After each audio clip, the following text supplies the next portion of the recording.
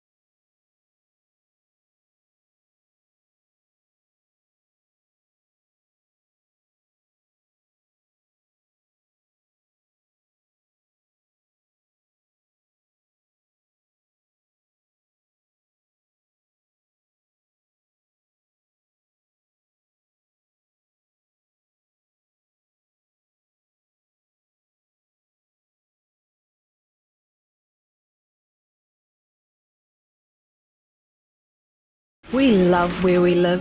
Aroha kauana mātou ki te kāinga. Lots of clean, fresh water, a healthy moana, unique plants and animals, some of which aren't found anywhere else. A region that's adaptable and resilient to challenges like climate change, well-connected communities, and is developing with nature in mind. That's why we care for our place, the mighty Waikato.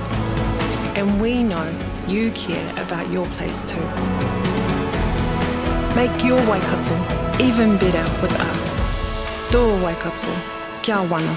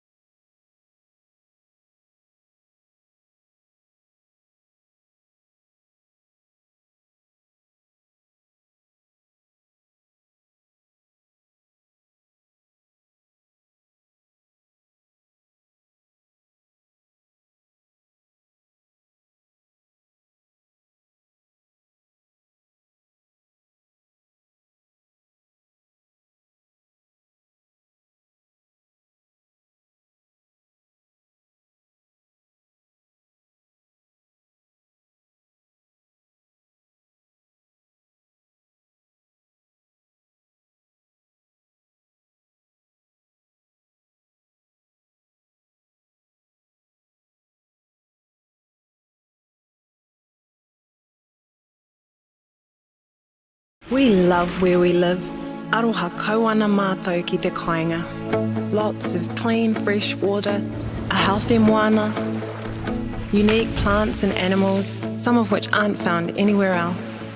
A region that's adaptable and resilient to challenges like climate change, well-connected communities, and is developing with nature in mind. That's why we care for our place, the mighty Waikato. And we know you care about your place too. Make your Waikato even better with us. Tō Waikato, kia wana.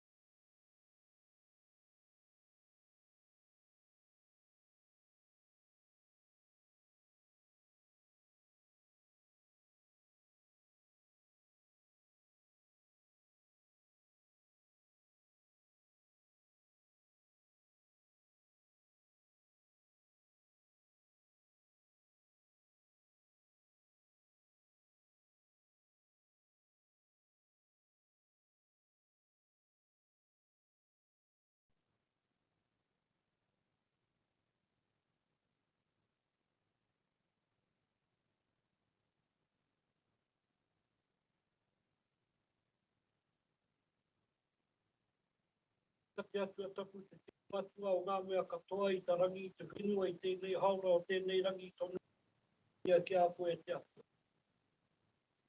Tā kina mai tau mātou ahi ki nui ngā wai hono I te tono.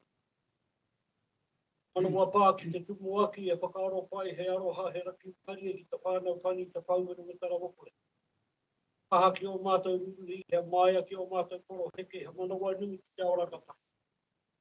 Ka tu mai ana ki a mātou ki a tātou katoa e pai. Pai te kaupapa o tara, te karango o tara, ko tēnei rā kaupapa I hui hui ai tātou. I roto I te waihe watahi ko te tui o tēnei o tātou whare. E nei tā rā ka whakatauhia mai wā tātou a kai mahi katoa nei ngā. O te kauni here nei, I runga I tō rātou tūra. Reira arahi atu mātou I runga I te whakaaro pai tonu te aroha me te rangi mari I roto I a mātou te tunga o tēnei. Reira ka inoi atu ana mātou ki a koe ko te mea katoa. Au te rangatira tangata kaha me te kua. Ake tātou mai rā ngā manaki tangata wāhingaro ki ua ki tō tātou hui I ngā wai hono I te pō I tōna tapu. Te tōna whareariki katoa. E korea mutu te tangi te ngākau ngā whakaro te hinangaro mō rātou amate pōhini. Amate o te tau o te maromo o te lupi o te rangi nei. Ai ho mā koutou te tahawai o tō tātou hui ngā hei tiaki. Hei whakarongo hei titiro mai ki a mātou ko enei mātou ngā uri nei. Wai hoa tia nei ki a tutuki pai ngā mahi e timata mai a koutou. Ka tu mai ana ki a mātou katoa e hui nei. E ngā ranga e rangatira kei ngā mana kei ngā reo. Kei ngā tapu, kei ngā kanuhi ora, ngā pāpai ringa, ākui mā koro mā, tēnā koutou, tēnā koutou. Kare mai rā ki tō tātou atu nui, kuini ngā wai hono I te pō ki te kingitanga. Kare mai rā ki tau piri maunga. Kare mai rā ki tau o Waikato. Kare mai rā ki te ahi kā. Ahanga, tamai unupo. Wairere, koro ki kahukura. Haua, tēnei, e tau nei, e tū nei. E mihi nei. Kau mai rā I runga I tō koutou tūranga. Peo koutou pūkenga. Hei hāpai nei, te kaupapa. O tēnei whare, o te taia o te taki. Nō reira kia kaha kia mana wanui kia maia kia kotahi au koutou I roto I o koutou mai. Hei paenga he oranga, mō tāua mō mātou mō tātou te tanga. Aha kua ko wai, aha kua no whea, e noho mai nā I roto I tō mātou kiriki. Nō reira tēnei rā mātou te ahi kā nei katoa nei. Tēnei rā tēnei tā mātou koro heke e tūnei haere katoa mai.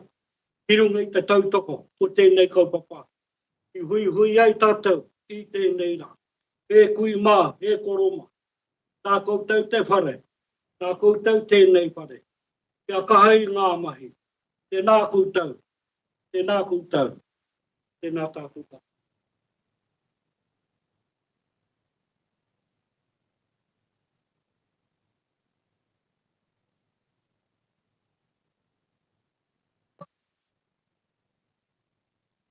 Ora te awa I koa Maroha I ngā haue whao E aroha ka mea e hana Tia kina te tai au Kaua e tu kinotia Hei ora nā mō ngā uri whakaheke Takatua ke rā e te iwi. I te whawhai penewa, tēnei mātou, te tira taia. E poi ane, te kaupapaka. Kia mana konei te tū, to e tū, te whenua. Toi tu te tāngata. Toi tu te taia. Te ānganga. Tēnei mātou. Te tira taia. E poi ane. te kaupapa kia. Kia mana kone te tu, loi tu, te whenua. Loi tu te tangata. Loi tu te taia, te amarama e. Loi tu te taia, te amarama e.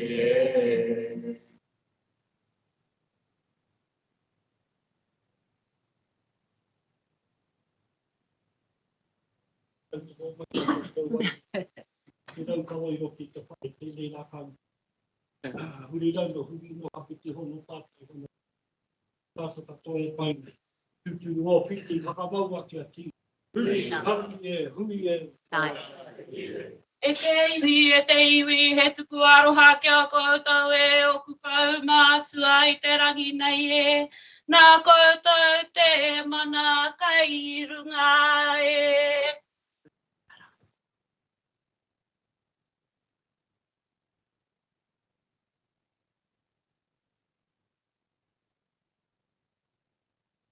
Ki hei mauri ora, e mihi atu ana ki te atua. Ki ngā mate, haere, haere, haere atu rā. Ki te arika nui, koeni nā waihono e te pō, ai mārere. E aku rangatira, atu tahi, George, Uia, sorry. Tēnā koutou, nā mana whenua o tēnei rohi. Ina mana e no reo, tō rangatira mā. Tēnā koutou, tēnā koutou, tēnā koutou katoa.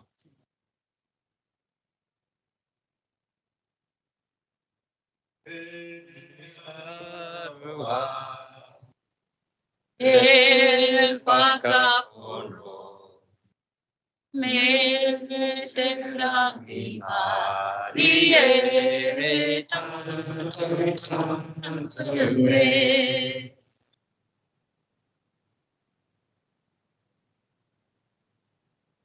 Ko Chris McLeay ahau, Tumu Whakarai, Chief Executive, Waikato Regional Council. I'd just like to thank Aritahi George Ringa-Uia and representatives of Manu Whenua for this area for leading our mihi whakatau and opening of karakia. Kia ora. Just a little bit about the proceedings today. So I will be the chair for the first part of this meeting.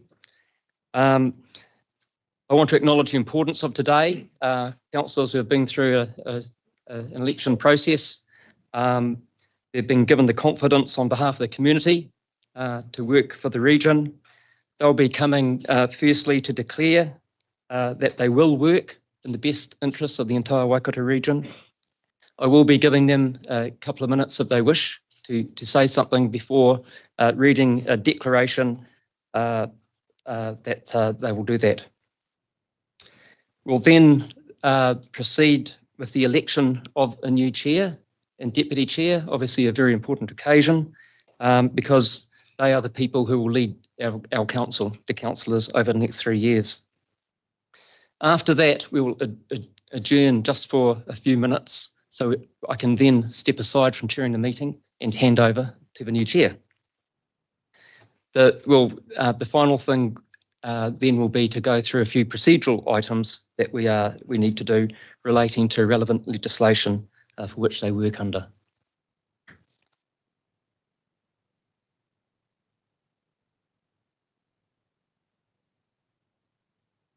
So I'll just start off with calling for the declaration of elected members, and the first one I'd like to call up is Liz Stolwick from the Waipa King Country constituency.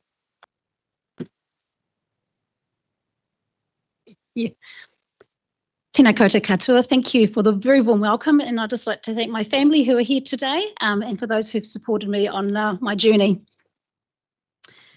I, Liz Stolwick, declare that I will faithfully and impartially and according to the best of my skill and judgment execute and perform in the best interests of the Waikato region the powers, authorities and duties vested in or imposed upon me as a member of the Waikato Regional Council by virtue of the Local Government Act 2002, the Local Government Official Information and Meetings Act 1987, or any other act.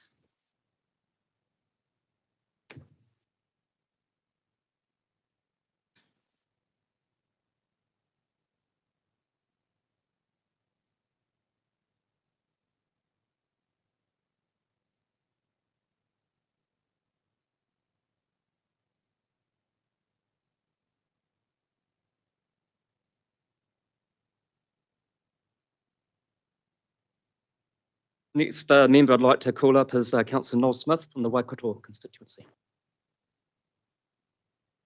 Thanks, Chris.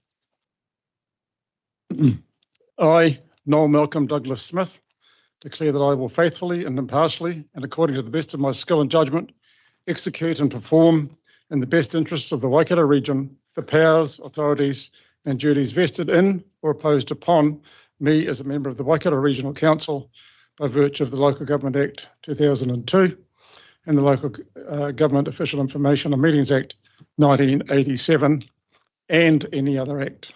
Thank you.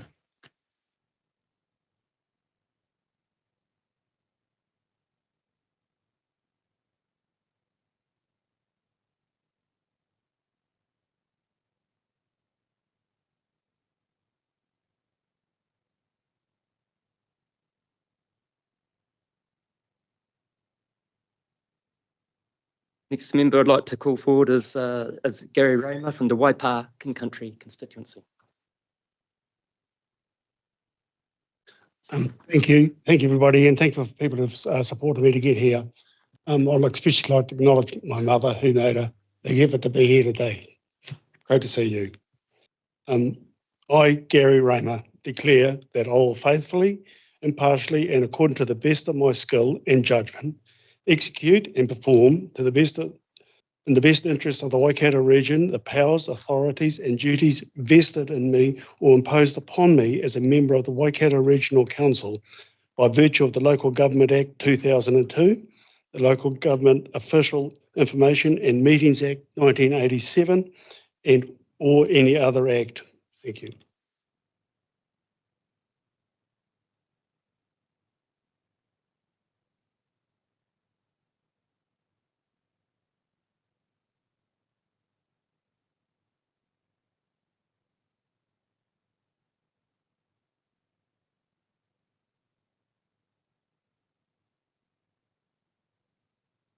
Next member I'd like to call forward is Jennifer Nicol, constituency of the Hamilton area.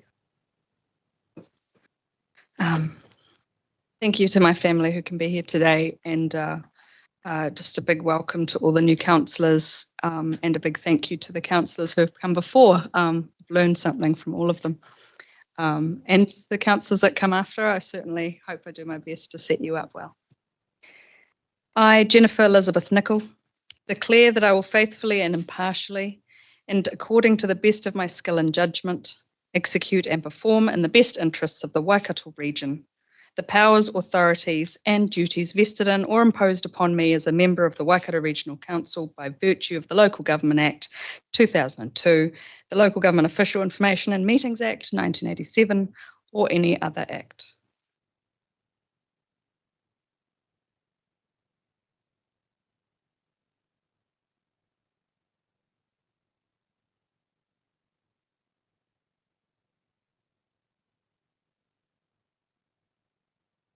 The next member I'd like to call forward is Gary Maguire from the Waikato constituency.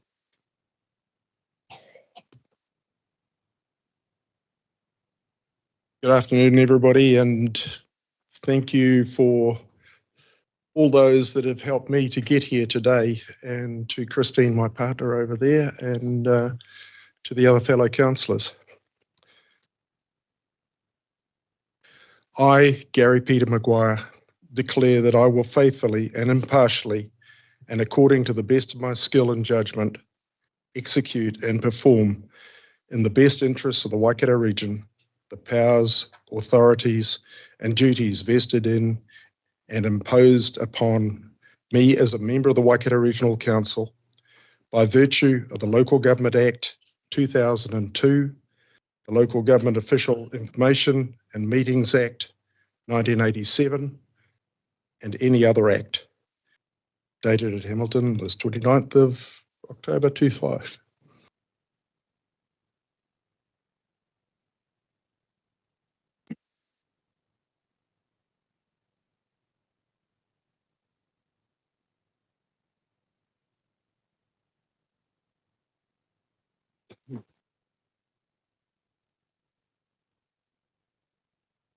I'd like to come forward as Tipa Mahuta from the Ngā Hauewha constituency.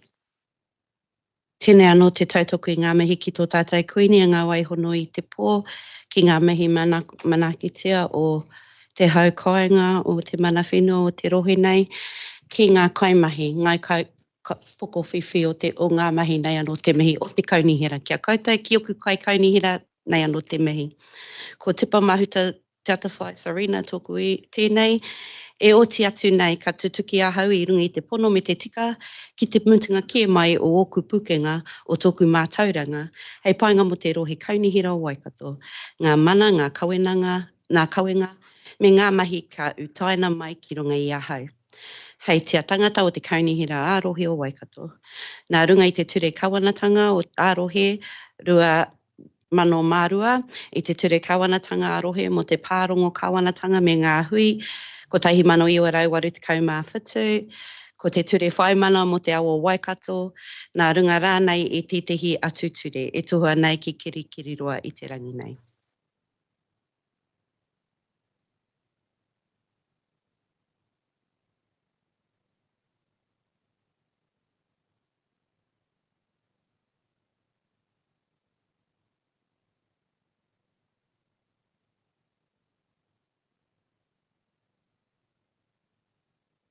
Next member I'd like to call forward is Warren Ma from the Thames Coromandel constituency.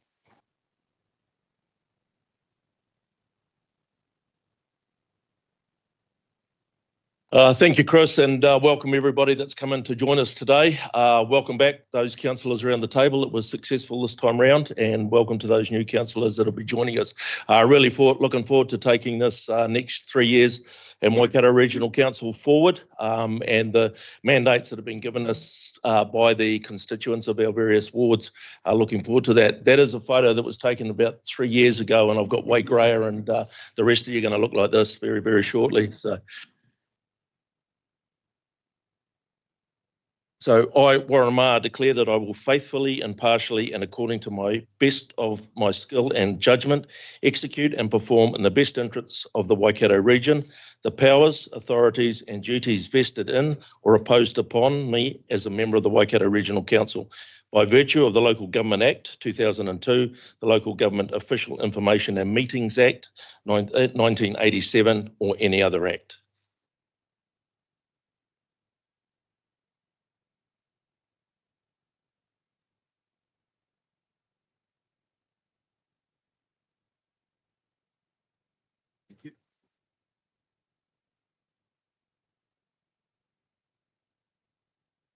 The next member I'd like to come forward is Chris Hughes from the Hamilton constituency.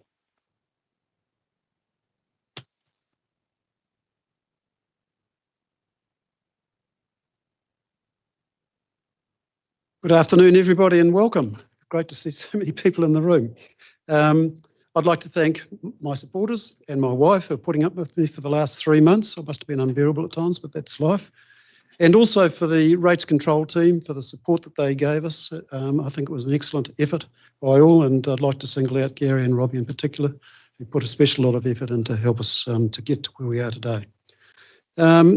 We have a full agenda, as you know, and the rates control team have got some commitments which they've made to our ratepayers, and I'd like to seek the support of all councillors around the table to assist us to deliver on those commitments which we have made to our communities and to the ratepayers. And if we do that, then I'm sure we'll be off to a flying start. I've also got some suggestions for the Chief Executive, but I'll keep that for another time. So, thank you. I, Christopher John Hughes, declare that I will faithfully, impartially, and according to the best of my skill and judgment, execute and perform in the best interest of the Waikato region, the powers, authorities, and duties vested in or imposed upon me as a member of the Waikato Regional Council, by virtue of the Local Government Act 2002, the Local Government Official Information and Meetings Act 1987, or any other act. Thank you.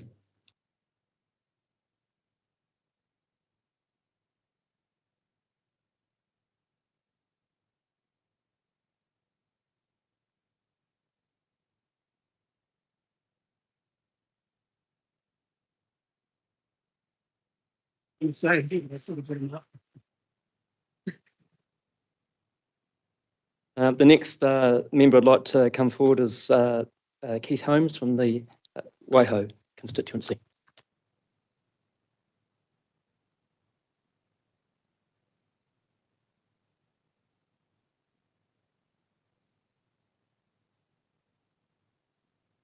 I've just I'll ask Chris McLeay if I get the extra 2 minutes for everybody that hasn't spoken. So that gives me 18 minutes, and I'd like to say a few words. You've got 2 minutes. I'd just quickly like to talk a little bit about the past, the present and the future, and why I'm here and what type of person I am and what I'd like to bring to the table. One of the things I think is really important for us to realise is that most of us are in New Zealand because we ran away from something: poverty, war, bloodshed, and many other reasons, and came to New Zealand, and our predecessors, our ancestors, took huge risks in terms of trying to build New Zealand into the brilliant place it is. And now we come to the present. We've forgotten what it is to take risk. We've become risk averse. We invented orange cones, and we make it very difficult to make decisions. So we went from a can-do society, we're in a can't-do society. And so it's my strong belief, and what's driving me to be here today, is that we've got to go back into that can-do society. We have to develop the culture around the table. Chris Hughes has already talked about it. We've got to work as a team. And I give you the pledge that I will give my best efforts in governance to get the best outcomes for Waikato Regional Council and for our region, and also develop a culture that believes that Waikato can be the best: rich, progressive, with equity and fairness and care for the environment, and having a strong belief that actually making a profit is good for the people, because that's what makes us afford the things that we need. So that's my commitment, and I'll honour it. In terms of the declaration, I, Keith Gordon Arkell Holmes, declare that I will faithfully and impartially and according to the best of my skill and judgment execute and perform in the best interests of the Waikato region the powers and authorities and duties vested in or imposed upon me as a member of the Waikato Regional Council by virtue of the Local Government Act 2002, the Local Government Official Information and Meetings Act 1987, or any other act.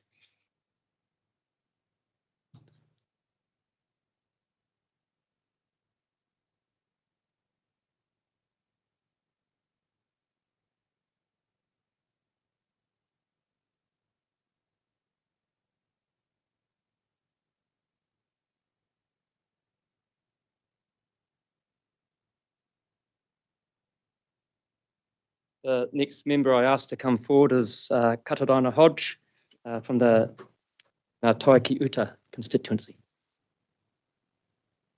E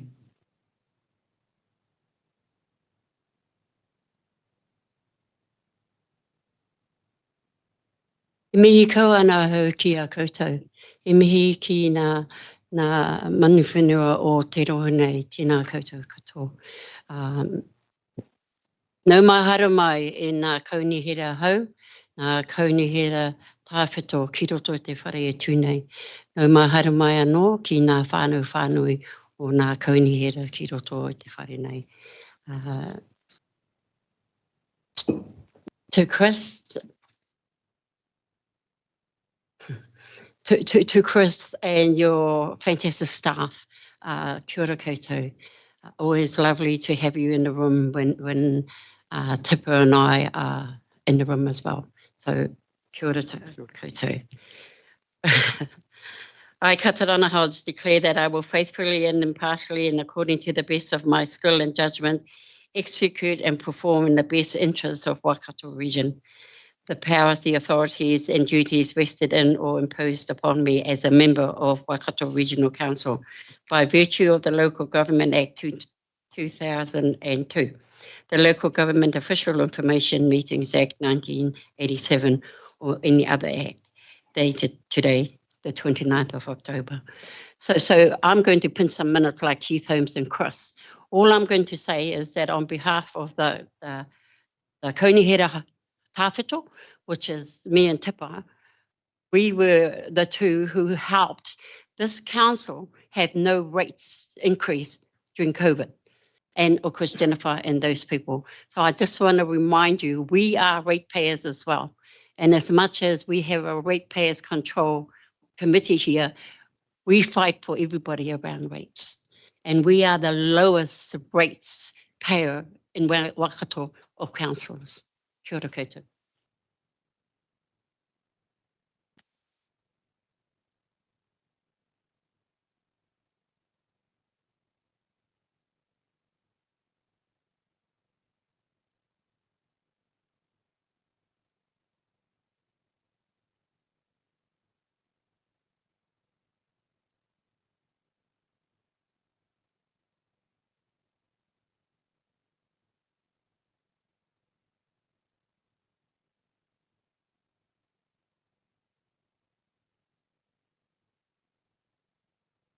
Next member I'd ask to come forward is Den Dunbar Smith for the Hamilton constituency.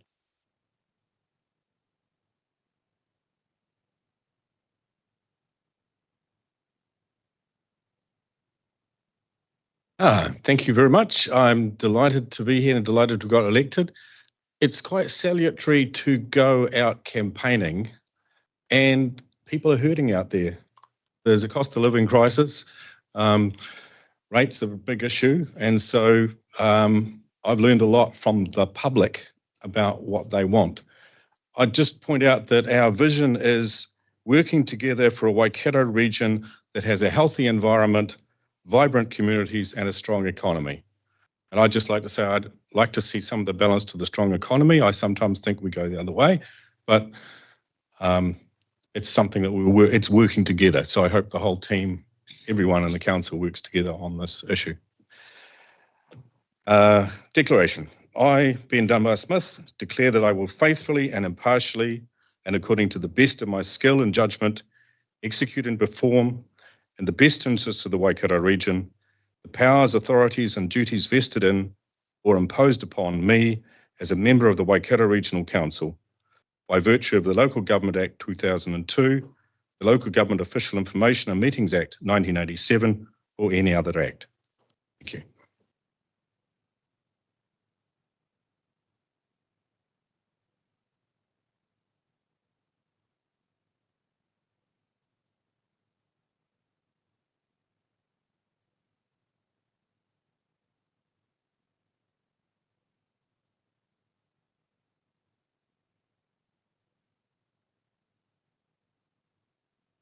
The member I'd ask to come forward is Nikhil Downard from the Taupua Rotorua constituency.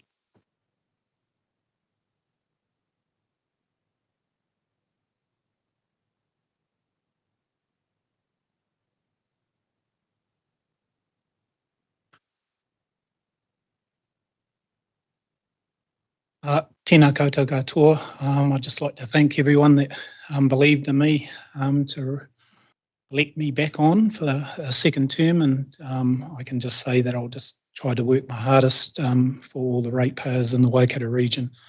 But special mention to my wife, who's my rock, stands behind me.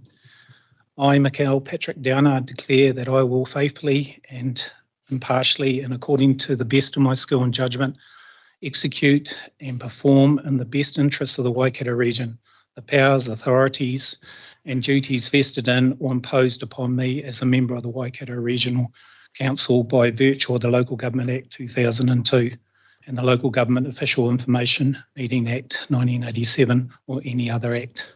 Thank you.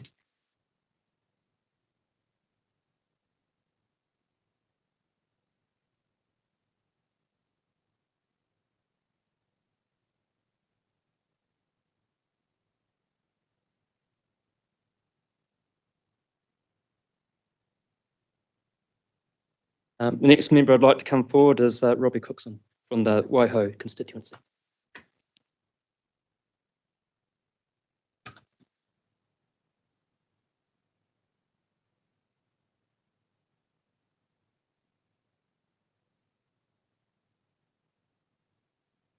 Thank you, Chris.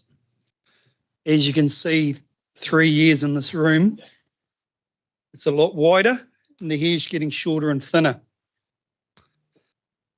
I'd like to thank everybody that come out and supported me in the election, and my daughter Olivia in the gallery there. So it was very humble to come back with just about twice the amount of vote as what I got last time, and that's showing that hopefully my constituents believe in what I stand for and what I'm here for today.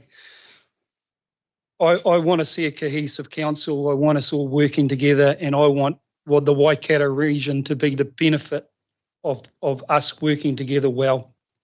And if we can accomplish that, we can do well for everybody in our region, not just the ratepayers, but our constituents as well, because everyone contributes to it. Thank you. I, Robert John Cookson, declare that I will be faithful, impartial, in according to the best interest of my skill and judgment, exclude and perform in the best interest of the Waikato region, the powers and authorities and the duties vested in or imposed upon me as a member of the Waikato Regional Council by virtue of the Local Government Act of 2002 and the Local Government Official Information and Meetings Act of 1987 or any other act.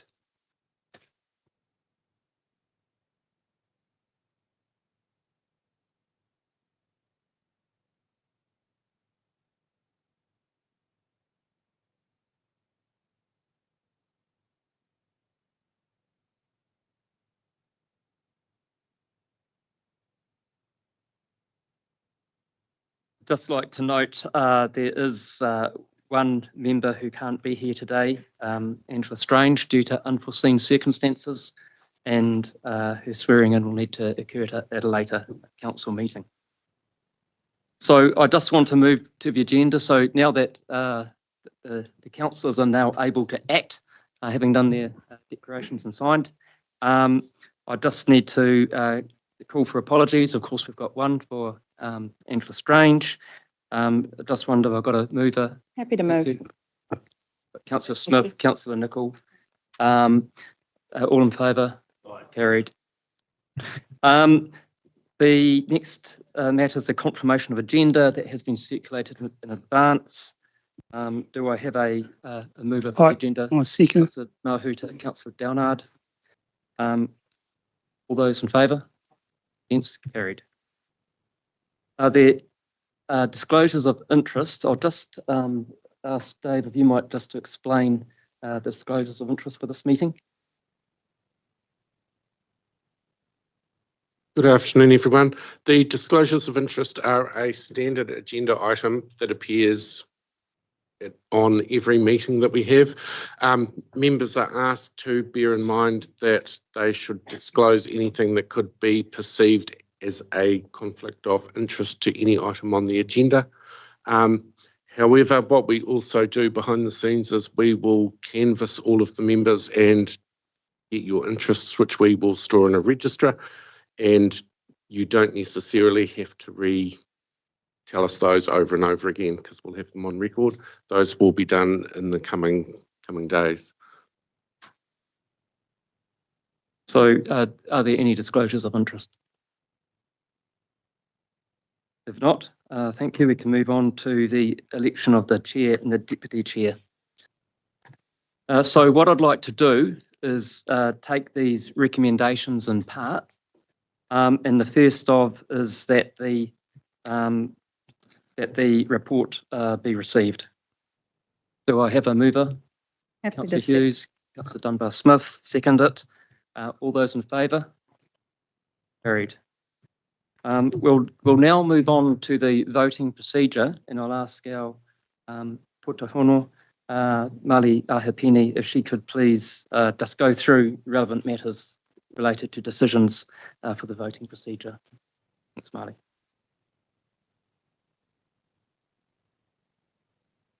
E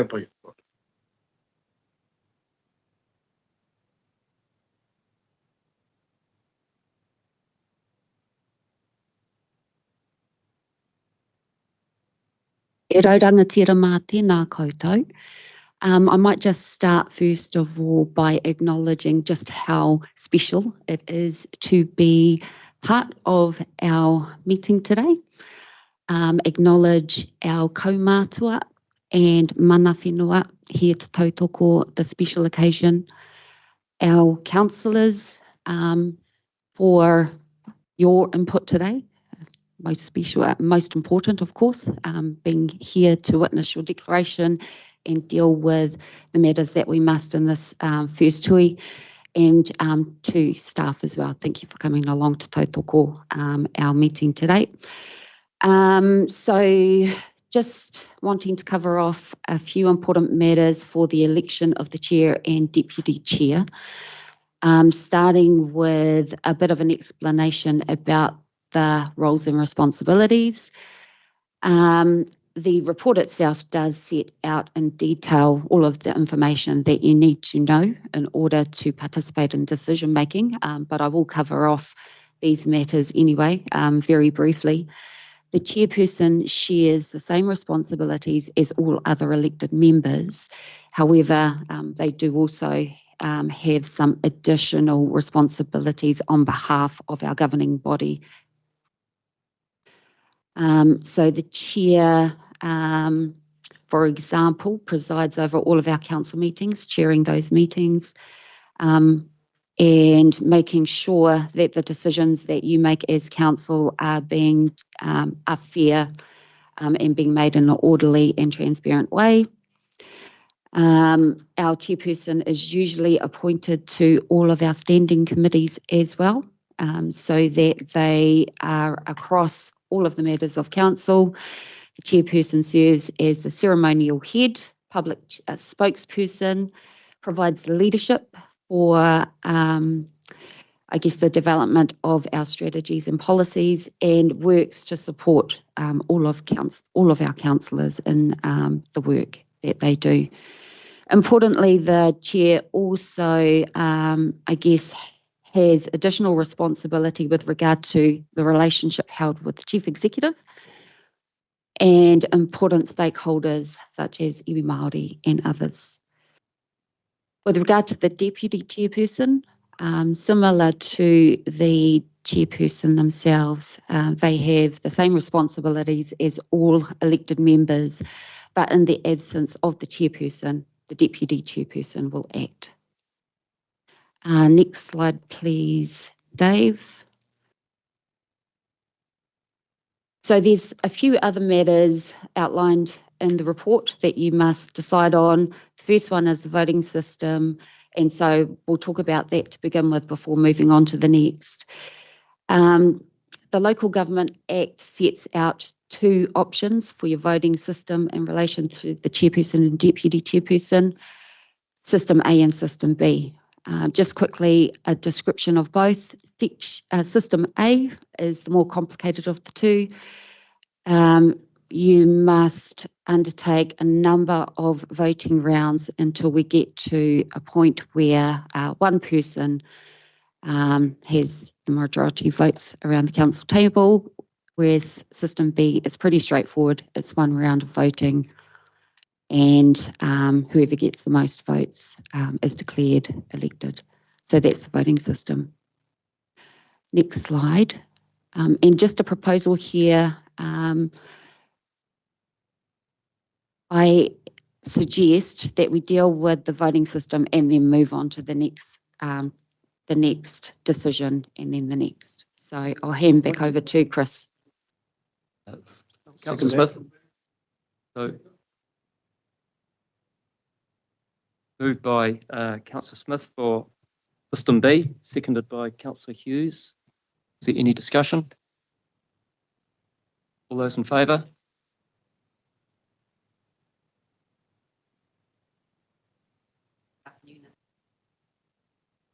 So we'll just have we'd be requested to have a clarification of what System B is. So, Sure. For shared understanding, System B is the simpler system of the two. It is one round of voting with the majority winning. Yep. So all those in favour of System B? Against? Carried. Thanks, Chris. Moving really quickly on to the next bit. It's about choosing a procedure to follow if we do have a tied result. It happens. And we've had to resolve a tied result for the last two terms. So there are a couple of options identified. The first is the toss of a coin and the second is drawing names from a hat. And so with those being the two identified options, handing back to you, Chris, to facilitate the next bit. So just looking for a nomination of whether it be the names from a hat or the toss of a coin. Names from the hat. We've got a mover, Councillor Hughes, a seconder, Councillor Nicol. All those in favour? Against? Carried. Cool. And now the last and probably most important part, now that you've chosen what system of voting to use and what procedure we will follow in a tie.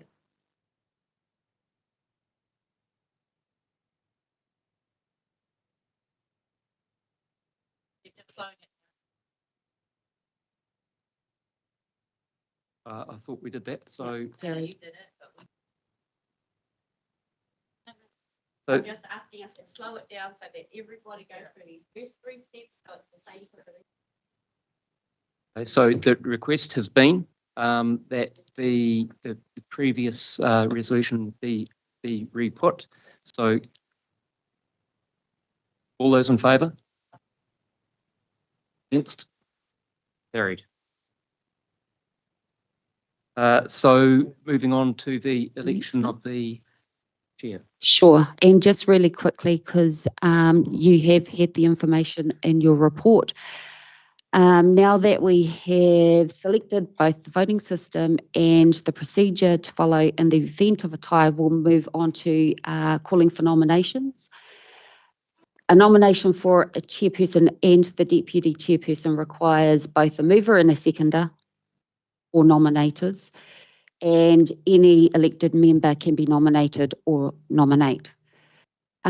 Each nominee will be given some time to speak to their nomination, and then voting will be undertaken in accordance with System B. And if we find ourselves in a situation where there is a tied result, then we will be drawing names out of a hat.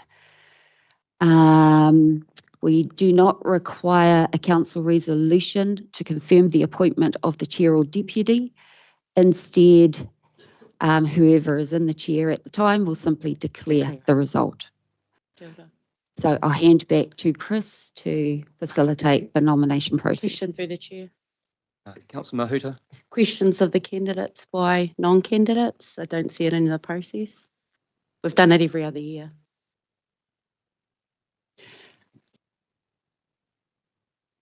Chris is, yep. Yeah, I'd be happy to allow for questions. Thank you. Yeah, done. Over to you. Okay, so I'll now call for nominations for the position of chairperson. Councillor Cookson. I'd like to nominate Councillor Ma for chair, please. Councillor Ma. Do we have a seconder for Councillor Ma? So I'd like to second. You're prepared to accept the nomination, Councillor Ma? Yes, thank you. Are there any other nominations? So I'll invite the nominee to make any comment if they would like to, and the nominator, and then I'll open up for questions. Thank you, Chris. So thank you very much to Councillor Cookson and Councillor Holmes for your support for my nomination to the chair. As I've spoken to councillors before a week ago, etc., one of the things I just picked up in the deputy role is the deputy role isn't just someone there that's got to be there if I'm not. This is a role I believe that needs to work right alongside me in this position. So just foreshadowing that space. Look, I've been here 3 years, worked with 3/4 of you, and there's a real desire to move this council forward, to actually identify what our constituents want, where we have some shortfalls and where we have some positive stuff. We have some amazing staff, we have some amazing people on the ground delivering some incredible mahi around the region, and we want to carry that forward. Just noting a comment earlier around that balance, around economy, around the social, cultural values, and around the environment. So it's something I want to bring together. I understand a number of strengths around the table, and it's a process that I'd like to pick up on and carry forward. So when we get to the selection of committees and those sort of structures, wanting to have a one-on-one with everybody, see where their desire, where their strengths are, and that sort of thing, so we can move forward as a united council for the greater Waikato region as a whole. Thank you for the nominations. Thank you for the support. I'll leave it there. Thank you, Chris. Thank you, Councillor Ma. Councillor Cookson, did you want to make any comment in support? Just a second. As a newbie 3 years ago, I've sat beside Councillor Ma for most of those 3 years, and I think we've have an understanding and a relationship that he is a very trustworthy councillor, and I believe he wants to do the best for the region and every councillor around the table. And I hopefully everybody supports him as the chair for this 3-year term, and this council hopefully something that will accomplish that no other will in the last six years or so will be united going forward in a direction that is in the best interest of everybody in the region. Thank you. Councillor Cookson, Councillor Mahuta, did you have a question? Yes, I do. Nā no te mihi ki a koe, Warren. I asked you a week ago how we could support. I guess I never got a chance to work with you with my community, and I guess the constituency that Kataraina and I represent may not be familiar to you. So what can I go back into my community? How are you going to work with the greater Māori community, whānau hapu and iwi, that I can take back from this table because they haven't heard it to date? We are part of the whole community, but they have a specific interest, and I'd like to hear from you as our prospective chair what you're going to bring to that. It's Kia ora. Thank you, Warren. Kia ora. Thank you, Tipper. As I mentioned that week ago, I have very limited iwi relationships and that sort of thing, generally in the Coromandel, as you're well aware. So, and Kataraina, I've found, has been supportive in that space as we've worked across a couple of councils together. I value your input. Totally. You represent your communities, as do the other councillors around this table. And I will be coming to you guys and leaning heavily on your experience and contacts and stuff throughout your communities. So if I can do anything, I really want to assure you that you are part of this table. 100%. You have the mandate to be here. There's no questioning that. And I want to work consecutively alongside you guys. I think I need to check. How would they approach you as the chair of council, the Māori community, without kata? Like that's it. They just don't know who you are, Warren. What is it that you are inviting them to? To reach out. I'm happy to reach out and the other way as well. Yeah. Thank you. Councillor Holmes, have you got a question for Councillor Ma? I'd just like to endorse Warren Maher as the chairman-elect. And I think some of the things that Tipper has raised are very real. But one of the things that I have noticed amongst all the councillors, the new ones and the old ones, is that we've got a very strong council a very strong mandate to do what's best for our ratepayers. And my dealings with Warren is that he will listen, and if he doesn't listen, we were all strong enough to make sure he does listen. Probably just one further question, if I may. That's fine. Okay, Councillor Mawhirta.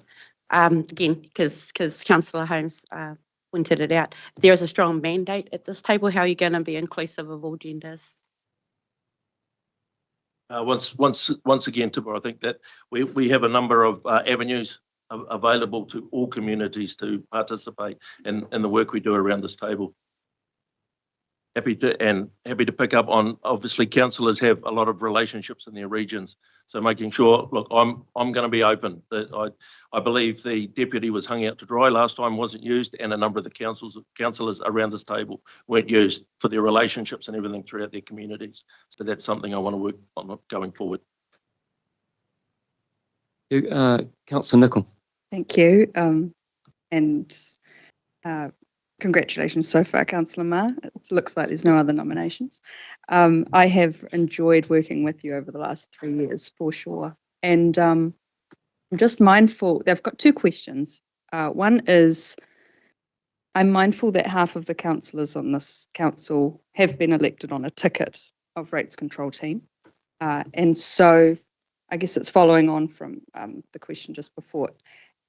I've been encouraged by some of the discussions so far about wanting to build a whole team, and I've seen you be a leader of the rates control team. My questions is more how you're going to rise to the leader of the whole team.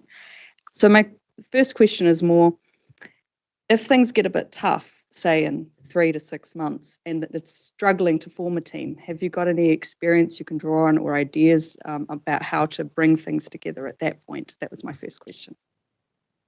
Thanks, Jen. Look, I think we all have a lot of governance experience and that sort of thing around this table. We're all adults and that sort of thing. If you can't come and talk to me, or I can't come and talk to you, then those relationships are going to break down. So communication to me is the key moving forward. Involving everybody, as I say, want to start the process off with one-on-ones, understand what your desires are, what you heard out in your communities while you're on the campaign trail, and everything in those spaces where you want to see us going forward. That's awesome, and really encouraged by how we're going to spend next Wednesday. So thank you for those who have organised that. Second question was just, there was a bit of criticism in the campaign about the use of the casting vote. Do you have any thoughts going forward about how you might use this casting vote? Should we retain it? Anything along those lines? What are your views on that as leader of the council? I think it's a tool in the toolbox. I'm hoping that by consulting, getting around the table, using our councillor only time, using our CE councillor time, we won't get to a casting vote. I really do believe that we can avoid that situation. At the end of the day, I think if it comes to a 7-7 split, to me it's a case by case basis, and if I need to use a casting vote, then I'll need to use a casting vote to make that process proceed. But I really hope we can do it without it. With you on that. Thank you. Are there any other questions? Thank you. I was just going to. So there being no further nominations, I will close nominations. Do I need it to be moved to close nominations?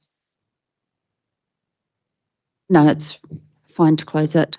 Chris, there's no other nominations coming forward. Okay, in that event, I do declare Councillor Warren Ma as the elected as chairperson of the Waikato Regional Council.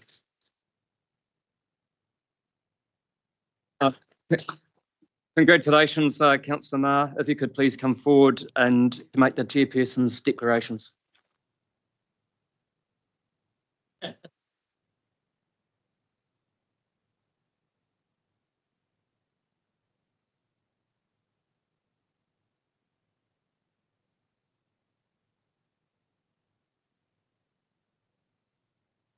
They didn't print a large version of this, so I'm back to this. Back to the draft. There's no photos. Right. I, Warren John Ma, declare that I will faithfully and impartially, and to the best of my skill and judgment, execute and perform in the best interests of the Waikato region, powers, authorities, and duties vested in or imposed upon me, as the chairperson of the Waikato Regional Council by virtue of the Local Government Act 2002, the Local Government Official Information and Meetings Act 1987, or any other act.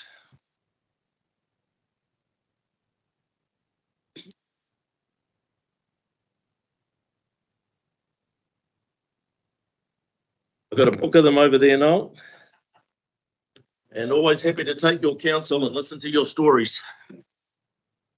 Congratulations, Councillor Ma. I'd now like to adjourn the meeting for 5, maybe 10 minutes, just so I can vacate this chair, which has got warm, and pass it and allow the new chairperson of council to take over the rest of the meeting.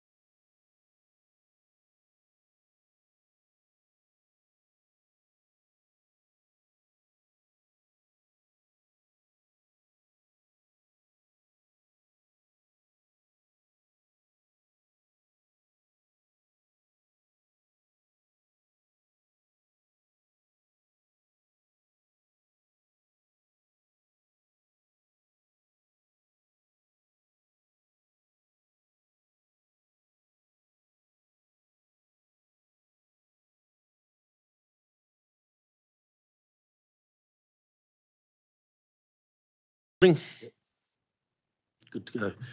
Okay, welcome back, and thank you everybody for your support for my position as chair here, and also thank you my wife Lisa for all the work done in the background. I didn't mention earlier, but it was just the two of us that put all our signs up and actually handed out all our flyers and all that sort of space. Nothing anywhere near a polling booth, of course, because that would have been illegal, but yeah, we got around a fair few letterboxes. So anyway, the next item on our agenda is the election of the deputy chair. As I mentioned earlier, this is a position that I believe works right alongside me. I don't believe that happened in the last triennium to the detriment actually of this council. So it's something I want to pick up on and make sure that the deputy knows exactly what I know and is in the spaces that I know.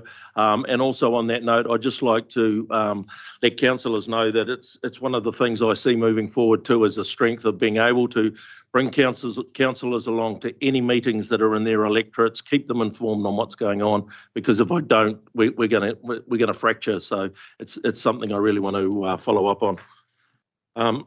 So we are moving to the election of the deputy chair, and I'd like to start with a nomination for Councillor Downard. I'd like to second that.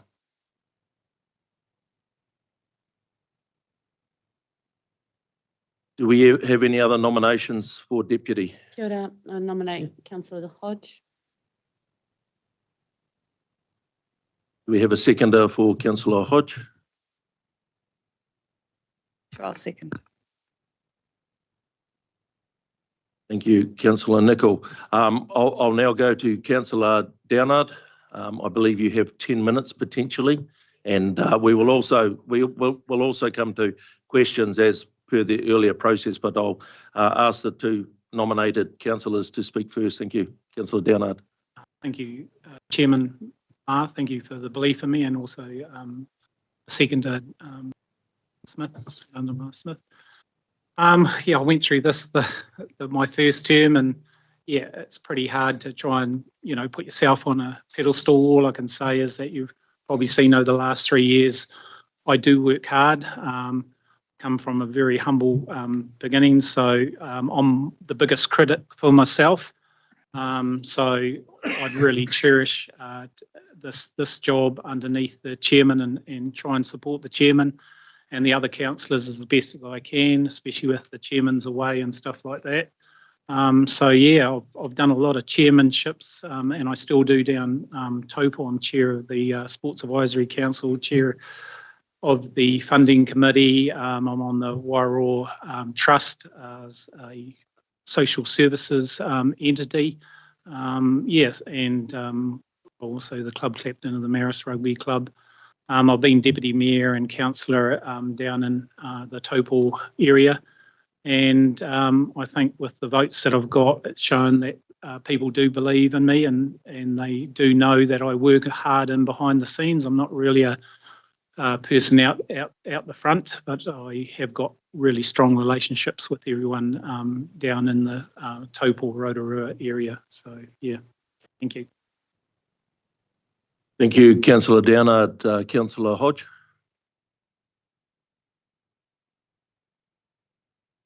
Kia ora anō koutou. Thanks to you, Tipper and Jen. Deputy chair role. First and foremost, I would be very, very loyal to the chair. I do believe that a chair can't really do his job well unless he's got a good backup. Yes, he's got 14 people or 13 people around the table, but his mostly backup would be his deputy chair along with the CEO. And I do believe in giving that role 100%. And I'm lucky enough to have been brought up in both worlds. So I walk in both worlds every day. I have a lot to do with the Crown already. I have a lot to do with a lot of mayors. So I am quite fluent in that respect of being in a role of governance with chairs. In the Waikato Regional Council, I was deputy chair to Russell Remington, If he spoke to you today, he'd probably say I was terrible, but I think I did a great job for him. I spent most of my time keeping him out of trouble than any deputy chair should have done. In the end, I went against what I promised, because I promised him I would give him my everything. In the end, I couldn't, because what he had done to the council was not good. And of course, there was a complaint that came from LGNZ that actually topped the scale. And it was my councillor friends who said to me, Katarana, you know, we understand that you're loyal to him, but this has gone beyond what we need. And I had to show that. And so my disloyalty, I went to him though. The good thing was he knew exactly where I stood. I didn't do it behind the scenes with him. So I believe that if I was made deputy chair, and at the end of the day, as a choice of the people around the table, and I'm probably the one who's going in with no numbers anyway, but kei te pai, I'm all good with that. I will be a loyal deputy chair to our chair. I will work as diligently as I need to ensure that he's safe, and I can do that in both worlds very well, as well as in this council.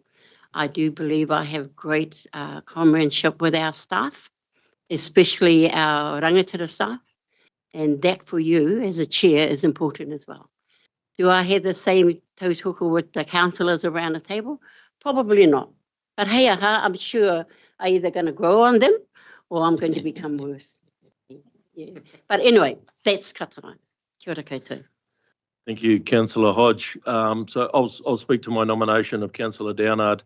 I've found Mike, and I'm a chair that actually likes to use first names and not stand on that official side of things too much. So please accept the use of your Christian names. But yeah, so sat beside and next to Mike over the last 3 years. He has a huge work ethic. It's something that he's spoken of just now, but also the fact that he's turned up and he's probably had one of the best attendances of all the councillors over the last 3 years on any meeting, workshop, etc. He has also said to me he is prepared to give up his day job to support this role, which is something that I actually do believe is necessary. As I said, the description with just being there if I'm not is not one I stand behind. I believe that a deputy needs to be in that space. We've worked together. I think our values align a lot. I know he still has a little bit of a sore point of me voting to up the Natural Heritage Fund more than what he thought was required, but it was something that we could talk about and get past. So I value the attributes he will bring to the role, and hence my nomination. So thank you for that. And Councillor Mahuta, if you would like to speak in support of your nomination. Ka pai. And just note the process, because, yeah, anyway. Hui, Katarana is probably one of the most experienced chairs here. For those of you who don't know, she chairs the Reikawa group entities anyway, with or without this job. So I think the process of a busy person is to stay busier, and Katarana is proof to that. She's been able to work through some of the harder issues of this council in a way that was probably far more mature than any one of the sides that could have played at that time, whether it was gender or race. And we have both of those things that play in this council. I am worried as a woman at this council that my view will be marginalised, and I feel that Kata being in the deputy chair will add to the voice we're able to express. Otherwise, it's you blokes for the rest of the term, and I don't have the wingspan for that. I will speak to my expertise and support you wholeheartedly in the areas that I can, but I'm not here to try and push bulls out of their own paddock. So, but to Katarana's credit, she can. She has the temperament to work across much more diverse energies than I have the tendency to do. The other side of it is Katarana's got water networks, iwi networks, as well as community networks through justice and the prison sectors, and that's North Waikato, Mid Waikato, and the South as well. So, kia koutou, kia ora. Thank you, Tipper. Yeah, Ben, I just wanted to say that I fully support Mikhail as Deputy Chair. He comes with experience. It's hard to be in local government and keep getting elected, and he's succeeded in that in his community because he's valued. People know him as a real, genuine person who cares. He works in his community and he consistently gets elected. Same for the Regional Council, elected again with the majority.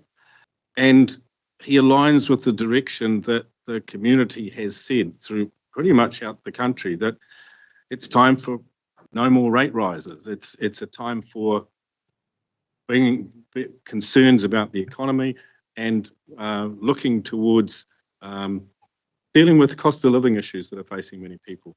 So I believe that Mikhail is aligned with where the community and the council is heading, and I endorse him as Deputy Chair. Councillor Nicol. Thank you. Yes, I've seconded for Kataraina because I've seen her in the role, and not many people around this table have, and she did incredibly well in those 3 years, including, and then there were the years prior to even me, right, where she's gathered up her experience as well. I am heartened by some of the conversation around the table, for sure. I do think that there is a desire to come together as a council. And so, I mean, I have respect for both candidates, for sure. And I think that there's obviously a slightly different direction depending on which one gets the deputy chair role at the end of the day. I can see how there's a vision by our chair of one direction, and I can see how there's a kind of like putting your hand up and, oh, but this could also work for you from some of the other members. And I think that this was one opportunity to consider those thoughts and then obviously come to a decision fairly shortly. And then there'll be some further decisions coming up in the near future about how to build that team and how to really show that, so that, you know, what Tipper's kind of indicated there about, you know, if there's a bit of reassurance needed for some members, that can come then in a version of actions and more so than words. But we do have some time to spend together.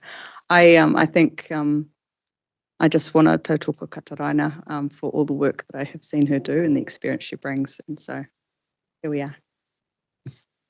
Thank you, Jennifer. Are there any councillors that haven't spoken that have any questions for the two candidates before we put it to the vote? Yes. If you permit me, I don't have a question, but I just have a comment. You know, as a new councillor, I just wanted to say that I value both of you exceptionally highly. I can see you're both got full of integrity. Kataraina, we've known each other a long time. We've worked together. Your experience is invaluable, and no matter which way this goes, that will still continue.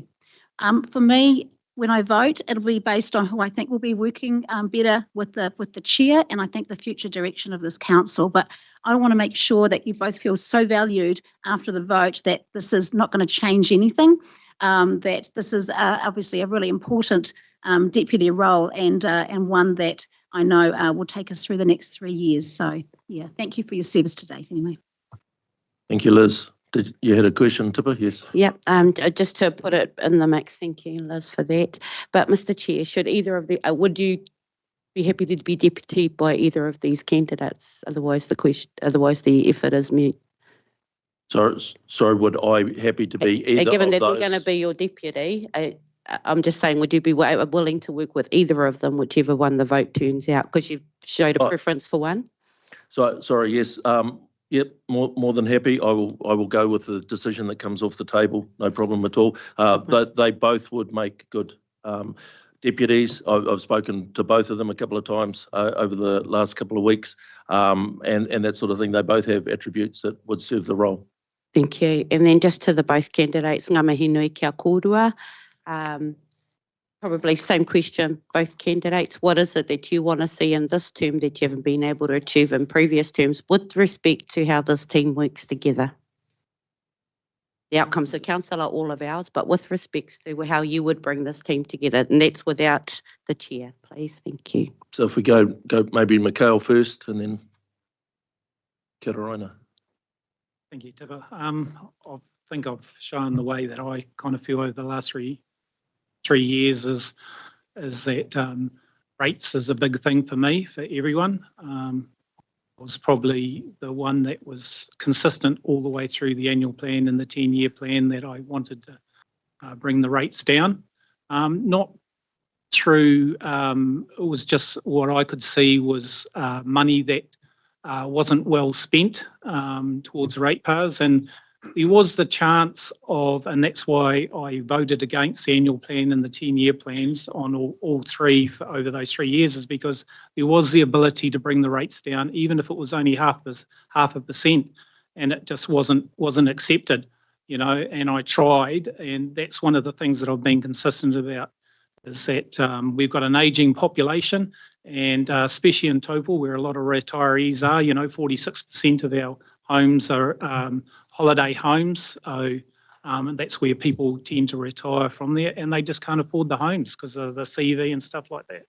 So I think I've been consistent, and that's what I would like to do. And I tried to fight that through the last term of councillors, and I hope to do the same through this term of councillors. And maybe I didn't have the negotiating skills over the last 3 years, but I certainly tried, and this year I'm hoping to do the same.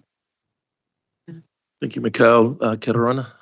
Sorry, Are you gonna? what was your question? Is there anything in this term that you'd like to achieve as a councillor, and how you're going to bring us together as a team? And I don't want either of you to rest on the ability of the chair to do that. I want to know what you as a deputy chair can do to build team around this table.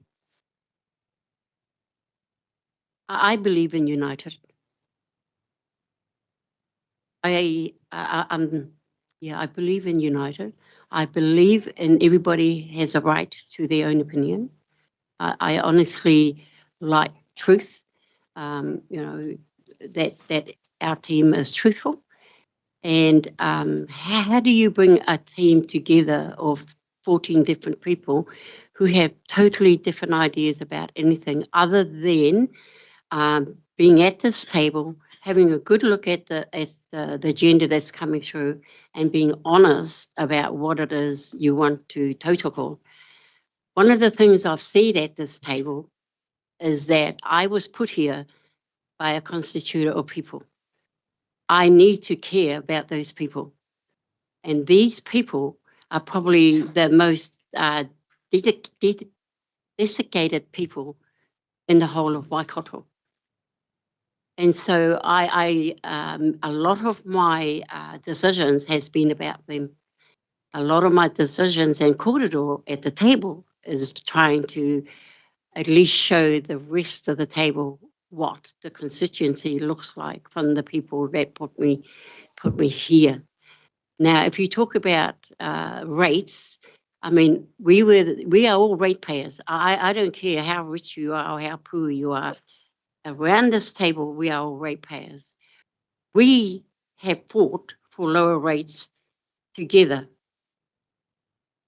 and we did really well at that. And I'll still go back to the fact that we ensured that during COVID, we weren't going to stress our people out, whether they were white, brown, black, yellow, with dollars they didn't have because they were worried about something else. So I am totally a united person.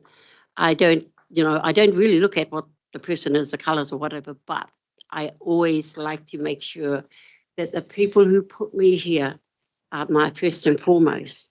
I have been lucky enough to not have gone up against anybody for the last 3 terms of my 4. What does that say about my people who put me here?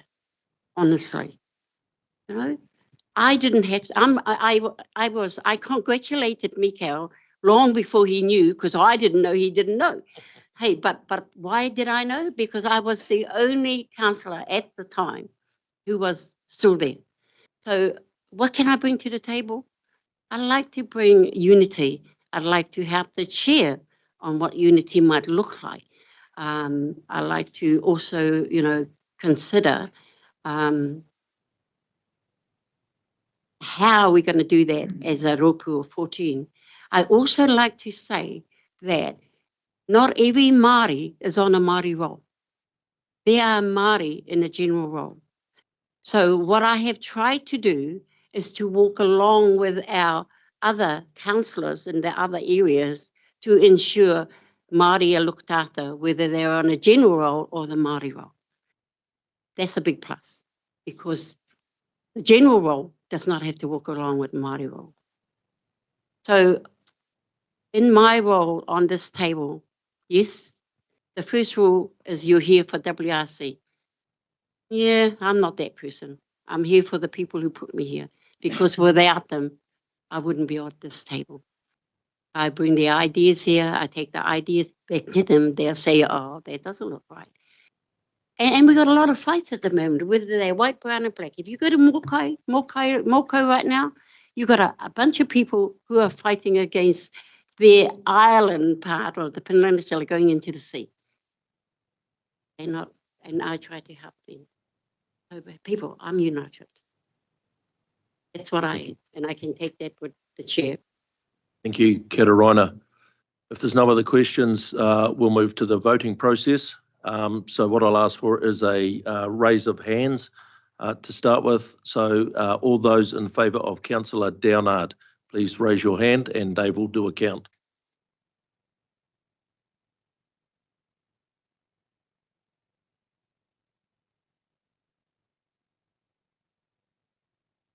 And just for transparency, those supporting Councillor Hodge, please raise your hands.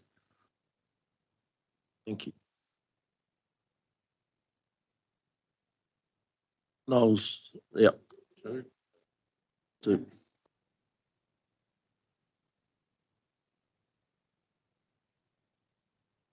Is that an abstain?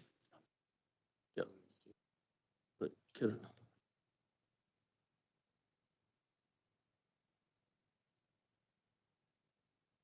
I'll get Dave to give you the results for those that can't count. Okay, by raising of hands. I've got track record with this counting business. Very cool, thank you. Okay. Councillor Downard, 9 votes. Councillor Hodge, 3 votes, 1 abstention.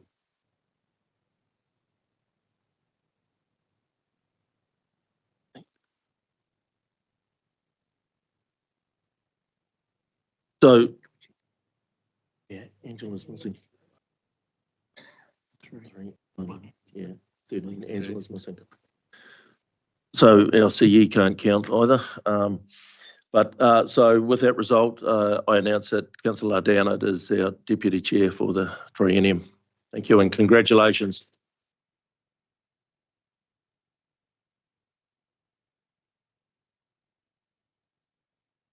Righto, moving on to the next item on our agenda, which is the, put my out, the relevant legislation and adoption of the schedule of meetings for the remainder of 2025, and I'll hand over to Marley. Chair, I am in your hands. I'm prepared to provide a bit of a summary of the legislation listed there on the slide, or simply take the report as read, noting that you've got the information in the agenda and no doubt you've taken the time to read it.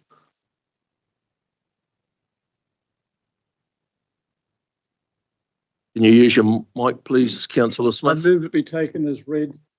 Done. Second if required. Thank you.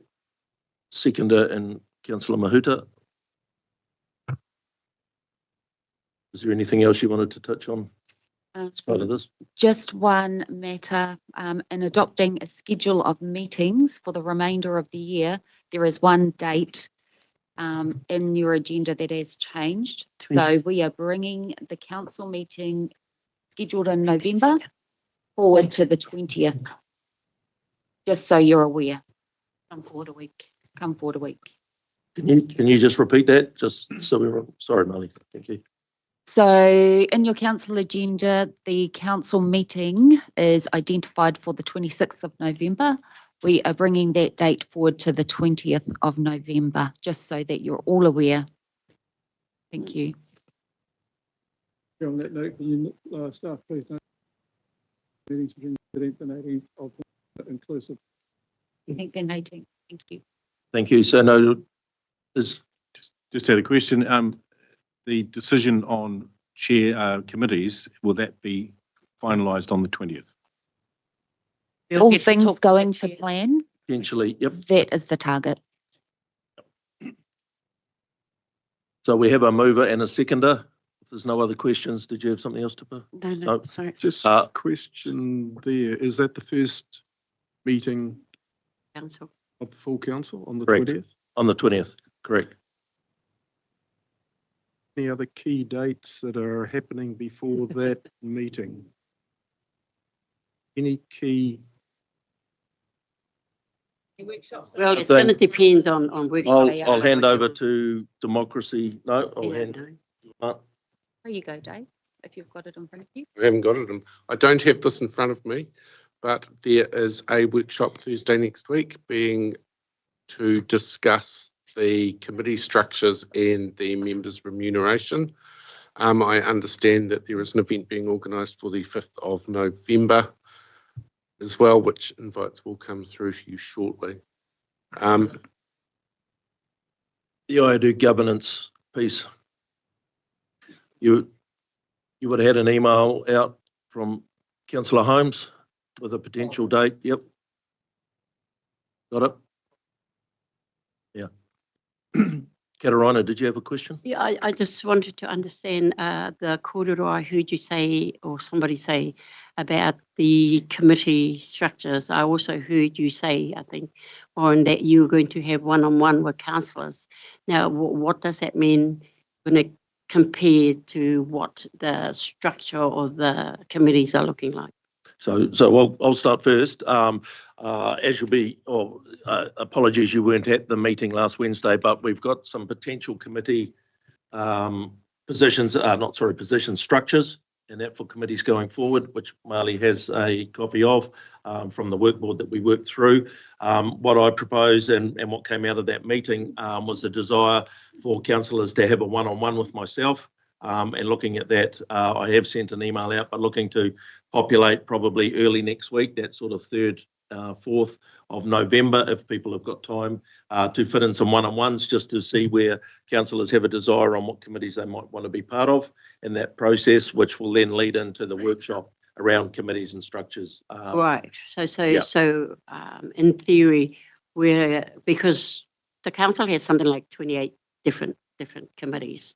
So you're going to have your one-on-ones before we look at what the structure of the committees are looking like, or, and when I'm saying that structure, I'm talking about what might be full councils, what might be amalgamated committees, all that type of stuff. So you prefer just trying to get my head right around it. So what we Are have, you trying to populate some committees when you don't know the structure of the committee? No. So what we currently have is a bit of a draft of the committees, those discretionary ones that are before us. Obviously, well aware of what are mandated, and the populations as in numbers within those mandated committees. And then we have a bit of a draft structure of what committees from this last triennium we're looking to keep, what may be amalgamated, and the structure around those. So we're sort of talking in a sphere around what that may look like. Email out to all of us around the mandated committees are important. Yep. Before you start your kōrero, because we don't know what you're talking about. I know because I've been here a while, so does so. But it'd be great to say, these are your mandated committees. They have to happen whether we like it or not. These are the discretionary committees, either in or out, and then we can look at what we can amalgamate and what are our committees. Because I know that one day I come to the council and all of a sudden I'm on a committee and I went, who put me on there? So these are those committees. So it'd be great if we can do that, Warren. Okay, so just for your information, Katarina, a number of the councillors have had an oversight. Liz facilitated that meeting last week very, very well. Thank you, Liz, in that space. And we did run through a number of those mandated and discretionary committees. So happy to pick up on your request for an email to come out so that we're all talking. So Warren, that email should encompass the suggested committees so that everybody's on the same page. Yes. And when they go to the one-on-one, it would be easy. Yeah, thank you. Yeah, thank you. Okay. And my last thing is, sorry, guys, is about the council proper meeting. We used to have it Thursdays, the last Thursday of the month. I just want to know, are we planning to change that last Thursday of the month? Or that, because it's important, because I got, now that I'm not the deputy chair, I want to, my calendar's going to be populated already, and I can say no Thursdays, no last Okay, Thursdays. yeah, we'll pick on that as part of this, Yeah, part of these it's discussions. There important. was a little bit of a discussion around that last week. Gary. Again, bit of a question on this, the dates, the meeting on the 20th of November. Is there a critical date of the 17th of November for a staff report on Plan Change 1? Correct me if I'm wrong. And the reason that I ask is that the new council, the new committee here would possibly want to have an input into any of the inputs into that prior to that council meeting, and prior to that any further information relating to Plan Change 1. Right, so I'll stop you there. So there is a item coming up that I am bringing to the table within this meeting that will discuss something similar to that. So we'll cover that. Noel. I was just going to remind people, we are governors, we are not operational. That's why we have the chief executive and his staff. So we've got to be very careful. So I want to wait for you to get to that item so that we can get clarity on what our role is. Thank you. Ben.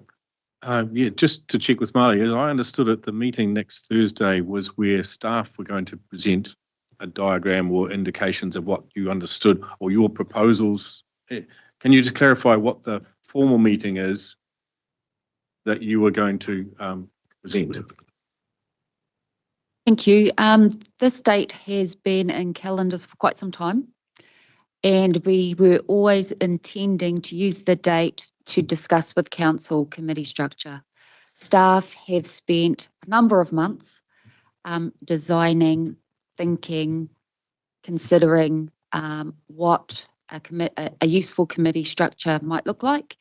We've now also received feedback that indicates the collective of council that have had the discussion have some ideas, and so we are taking those ideas, and we will make sure that they are reflected within the workshop paper. So you'll see the proposed councillors' structure, but you might also see some additional information from staff if we have identified some other considerations that you might want to take on board.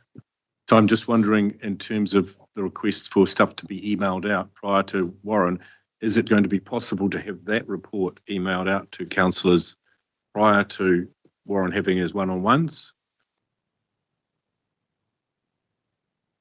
We were hoping to get the workshop paper out tomorrow, the next day, given that you've got a workshop next week. Yeah, that's right. So he won't need to write something. It'll line up quite well. It'll line up. Yeah, thank you. Yeah.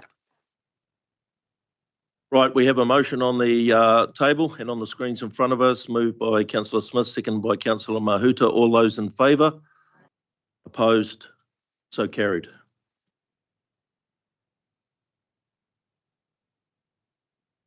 Right, now this is a motion that I would like to bring to the table. It's something that we heard from across a number of committees out there through the campaigning and that sort of thing. It's something that councillors weren't over or across last triennium, as it was already in front of the courts. So what we're going to do is work this through in two parts, so that the notice of the motion is actually received, noting that it is a late item and that cannot be delayed. So the reasoning for that is, as you can see on your screens, that it was not on this agenda, as this is the inaugural meeting of the newly elected council. Councillors did not have the ability to influence the agenda, as it has been focused on procedural requirements to swear in the council in. In essence, it was not possible to put this item on the agenda in the circumstances. And the reason that this item cannot be delayed is that Plan Change 1 is continuing through the Environment Court process with pace. Council is due to file a report with the Environment Court on Friday, the 31st of October, and a further report in November. If this item is delayed, Council will not be able to consider and provide input into the direction of Plan Change 1. So what we will do after this motion is put is give you all hard copies if you haven't received them yet. I don't think you have. I will adjourn this meeting to give you time to have a read through of that notice, and we will then come back and vote on it. But the process is currently to have this motion passed as it sits here on the screens in front of us. If it isn't passed, then we won't proceed any further coming back. Could I register my intention to move it, but I have a question of the process. Sure. And it's through you of the CE that your current delegation prior to and having a chair now would not have enabled you to do that on behalf of council? Are you Just checking in. Are you referring to 1A? To 1B. 1B. Would you have not been able to present for us if we had not either made a chair or these procedural things, because we've left all our delegations on you until today? Just asking, would we have not been able to go to the Environment Court with your delegated leadership? I'm just trying to see if this is a procedural thing that we have to do, because if we do, I'm all for it. I'm putting my name on the res. But if this is extra, I want to know why we've got to go an extra step, that's all. To your current delegation? Yeah, look, there's elements of this I'm uncertain about because I've been unable to get any advice on this before. Thank you. Mr. Chair. Mr. Chair, sorry, I have a speaking order, and it's Jennifer and then Ben and then Noel. We do have a seconder in Councillor Hughes. Could I raise a point of order then? First one of the triennium, sir. What is the motion? Because that 1A, 1B, it's not a motion. So what is the motion? So what has been moved? Because we don't have the motion. Well, procedurally, it was outlined that this is to receive a notice of motion. So. And then, as I said, I would adjourn so that you can see a copy of what is in that notice of motion that is coming, if it is accepted and passed. Otherwise, there's no. So it's basically allowing this for the reasons written on the screen to come to this table. So gets it to the table. I don't think it's quite worded. I understand now what your intention is, but without the notice of motion. So that the notice of motion to be tabled is authorised to be received following this item or something. You know, to me, it's because notice of motion should be there, and then those are the reasons why it should be there. So I think the notice of motion, with the greatest respect, that's why not my notice of motions. I mean, my point of order is that the notice of motion should be there, and that these come as the rationale for that, and then C is that the item be adjourned for discussion, and then you come back to it. I'm just looking at procedurally being correct, because that in itself is not the notice of motion. You should actually have the notice of motion up there. And I go to Deputy Dave. Democracy, Dave. Amend it to. I did seek clarity before I moved it. It makes it clearer and gives confidence to the council then changes. Okay, we're coming to that. Yeah. Yes. Right. So what I'll do now is adjourn to tidy this up. We will get the notice of motion to you in front of you that we have hard copies. Yes, Ben. Well, Jennifer was first. But Yeah, quick question. But happy to. Yeah, I like where you're going with adjourning so that we can get all that tidied up. It's purely just, I mean, I'm not in the depths of Plan Change 1 and like some people around the table. The very first I see of this is right now. I'm just wondering, could a little heads up, like a 2-line email saying, hey, there'll be an extra item at the end it just would have been helpful rather than just being sprung on us. It's very odd, but happy to just leave it there and go to Ben so we can keep things moving. Yeah, I just wanted to clarify. We are receiving a notice of motion. Correct. What item one says, and then this is the justification for it. But I think Noel is correct. There is almost item number 2. Having received the notice of motion, council will then go into, procedure process and then make a subsequent decision. There's a second part to this. But this part is just receiving. That was the idea. But what we will do, as I said, is we will adjourn now for 10 minutes. We will get the hard copies out to yourselves and we will look at how this motion sits in front of us. Tidy that up. Through you, Mr. Chair, could I just ask for other advice as well through you to the CE? Because this does not have to, if we can depoliticise this, make this a matter of process and procedure under your delegation, that would be easier right now than first decision have to be coerced or controversial. So I want us all to get there. So can you break it down, make it 3 simple parts, please, when you come back? Kia ora. Thank you. Meeting adjourned. Those hard copies?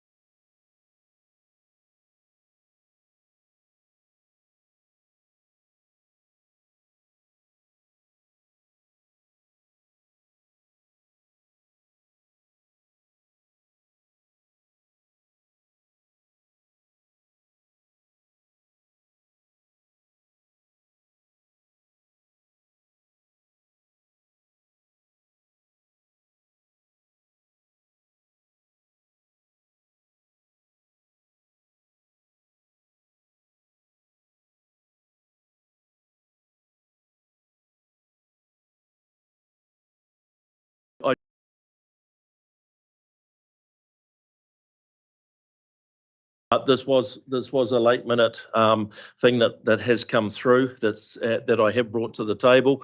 It's of importance to the Waikato district. It is not a lack of trust in our CE that has been suggested by some. It is trying to get councillors to have an oversight, of the process. So I'll get Chris to talk briefly to it, and then I think we'll hear from Tracy May. Yeah, thank you, Chair. So there's been a bunch of discussion around this. Probably trying to understand what's behind it is the most important thing. The suggestion's been made that given the very brief timelines that we've got in front of us, October 31st, which is only a couple of days away, can any of this actually be exercised under my current delegation? And I think it's agreed that probably the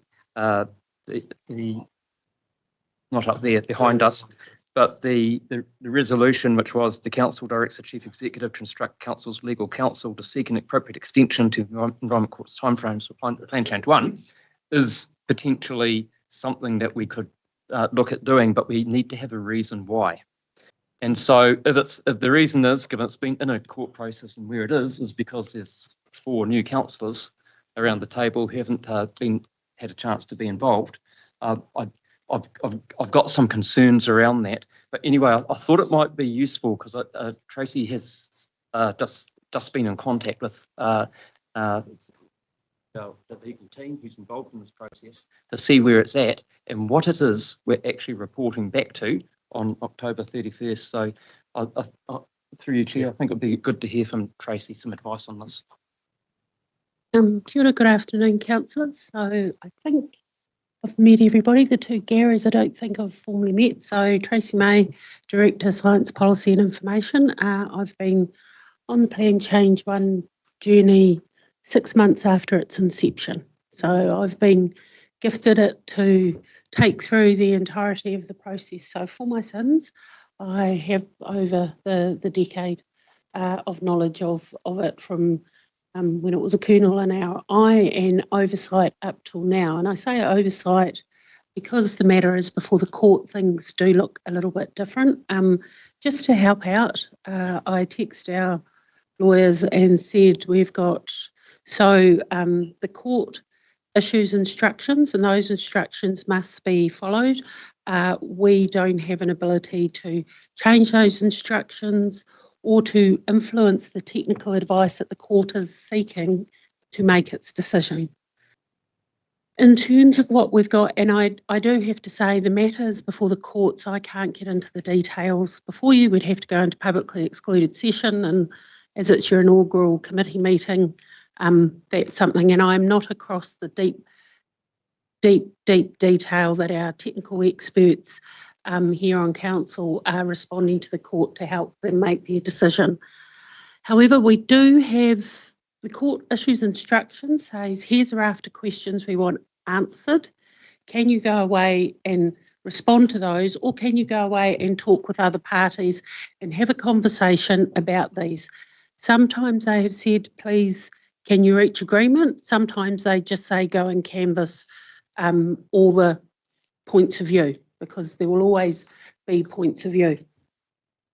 We have a reporting date of Friday on some matters. We also have a reporting date in mid-November on some matters also. So the court determines those timelines, we don't.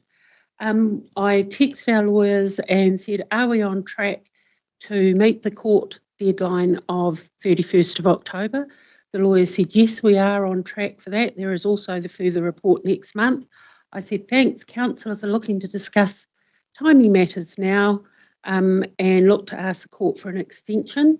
Good to know we're on track. Have any appellants asked for an extension of time? 2 parties were a day late in providing feedback for us, so that's put the pressure back on us, but on discrete points, nothing that will delay us lodging this week.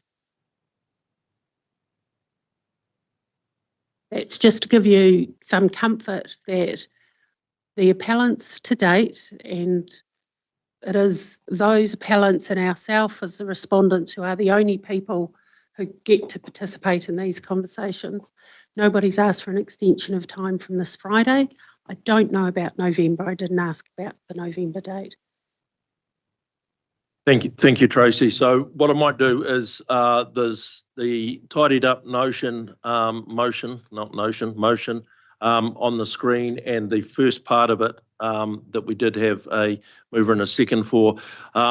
So you've heard from Chris. He's looking for a reason why he can do it under his delegation currently, which is the quickest way to progress this.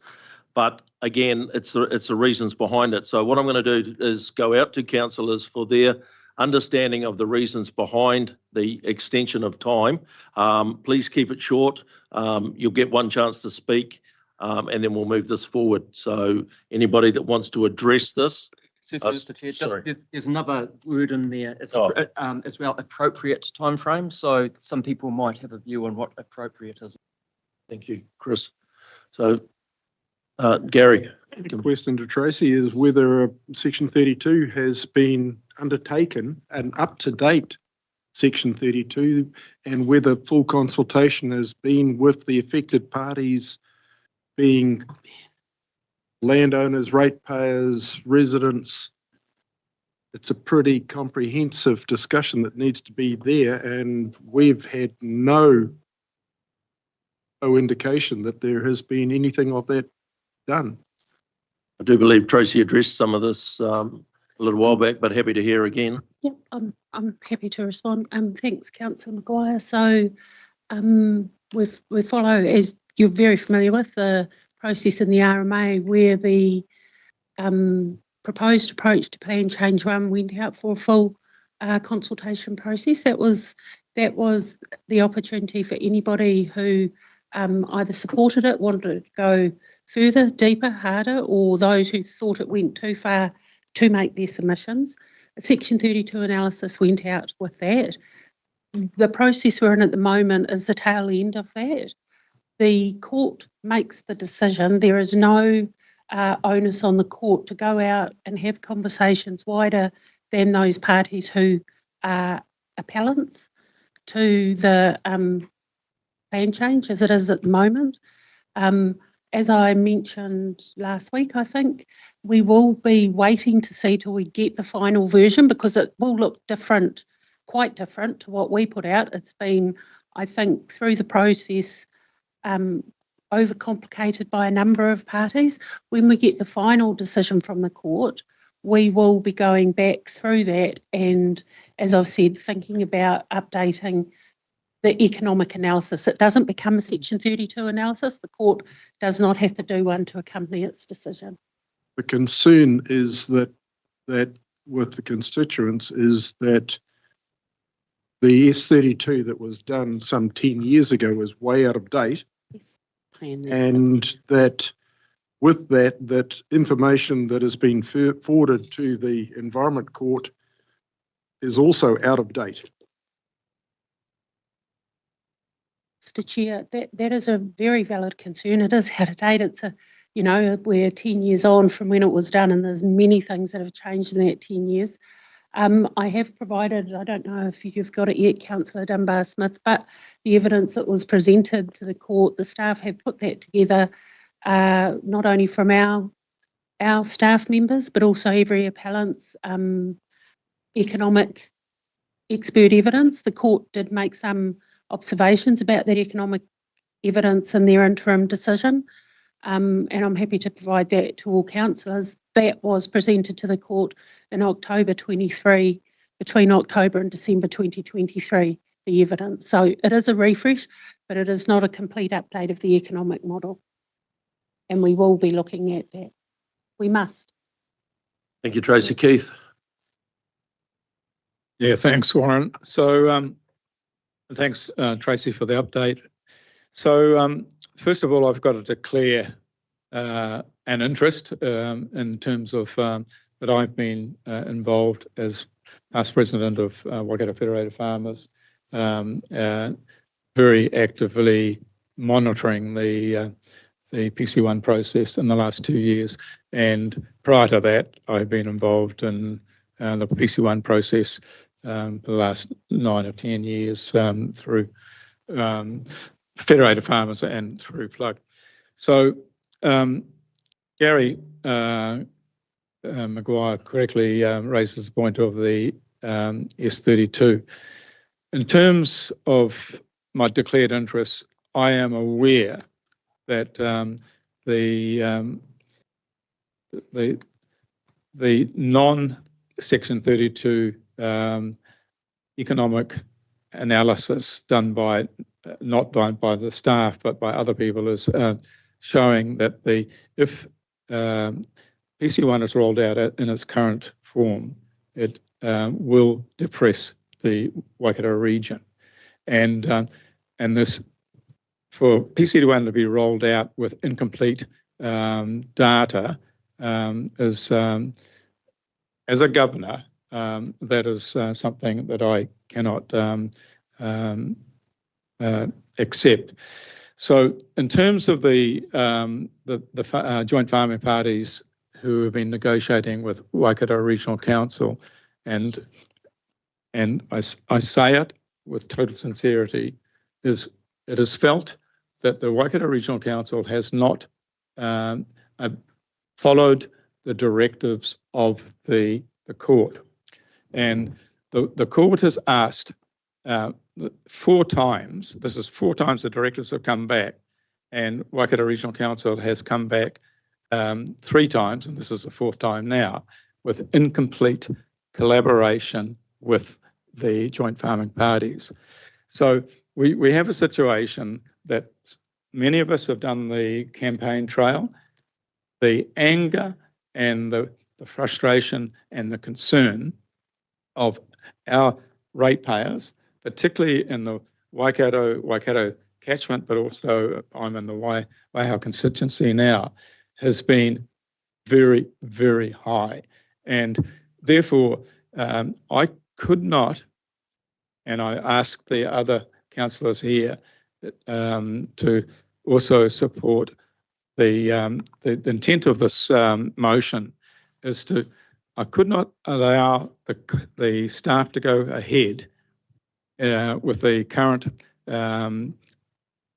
answers to the directives of the court without some degree of governance oversight. And that we haven't had that. You didn't have in the last triennium. And as a new council with a sufficient change in the councillors, it is my belief, and it's a legal responsibility in terms of our responsibility as councillors, as governors, to have that oversight. And that's why I support that we ask for an extension, and the court will give it because they are very frustrated with the Waikato Regional Council to give us that chance to oversight and then respond. Kia ora, can I just note, as part of the oath we saw today, you are the Waikato Regional Council as at today, Councillor Holmes. So we need to fix it, not the they. And it's helpful for the rest of the training. We are part of the problem, we're part of the solution. So I just offer that framework for all of us, because we've been talking a lot about teamwork. And I just note the first act of the team is to exclude the team. So kia kaha tātou. I would have enjoyed reading this last night, because then I could have come fully engaged in this conversation and solutioning with you as part of the team. So I offer that to you as next time. Let's not do this to each other again. I had a whole end of triennium like this, and it's not the best way to get the best out of Tipa's participation, because I've done some of this, and I could have given you 4 great points to put forward in a more proactive way. But here, my thing is, I don't want to track past old process, because I can't change what's already happened. I want to know what are the next 3 decisions under Plan Change 1 that I should focus my governance energy on, because I do have political oversight. I just elected a chair and a deputy. If that's not enough political oversight for new members, then maybe you should have looked at who you elected. And I don't mean that as disparaging, but we have political control of this council. You do now. Nothing goes without their say so. If you need another subcommittee, ka roha tātou. We are really the wrong team. But anyway, I digress. So I would like to focus what we do spend on PC1 into the next 3 decisions I must make in Plan Change 1 as a result of what the court will let me do. I do understand people wanting to guide that we complete the court process, but I've been as frustrated as all of you over time, and I've read every court decision, and some of it is them peddling us all out as the Waikato against each other. I'm not playing that game. So just if no one's clear, I'm pro-river, I'm not anti-farmer.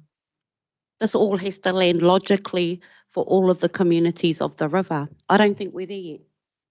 Yeah, but while it's all stuck in the cloud with the court, I'm as frustrated as the rest of you. But I don't pretend to be a lawyer or to be able to trump the Environment Court. I just want to know how to meaningfully exercise my governance in the process, and setting up a committee of the 4 today when I don't know any of you and I won't get picked. It gives me very poor confidence in this team. So just back through the CE, what are the next 3 actions, Tracy, that we should focus on providing quality governance around? Because I'm already represented in this process by a chair and a deputy. Kia ora.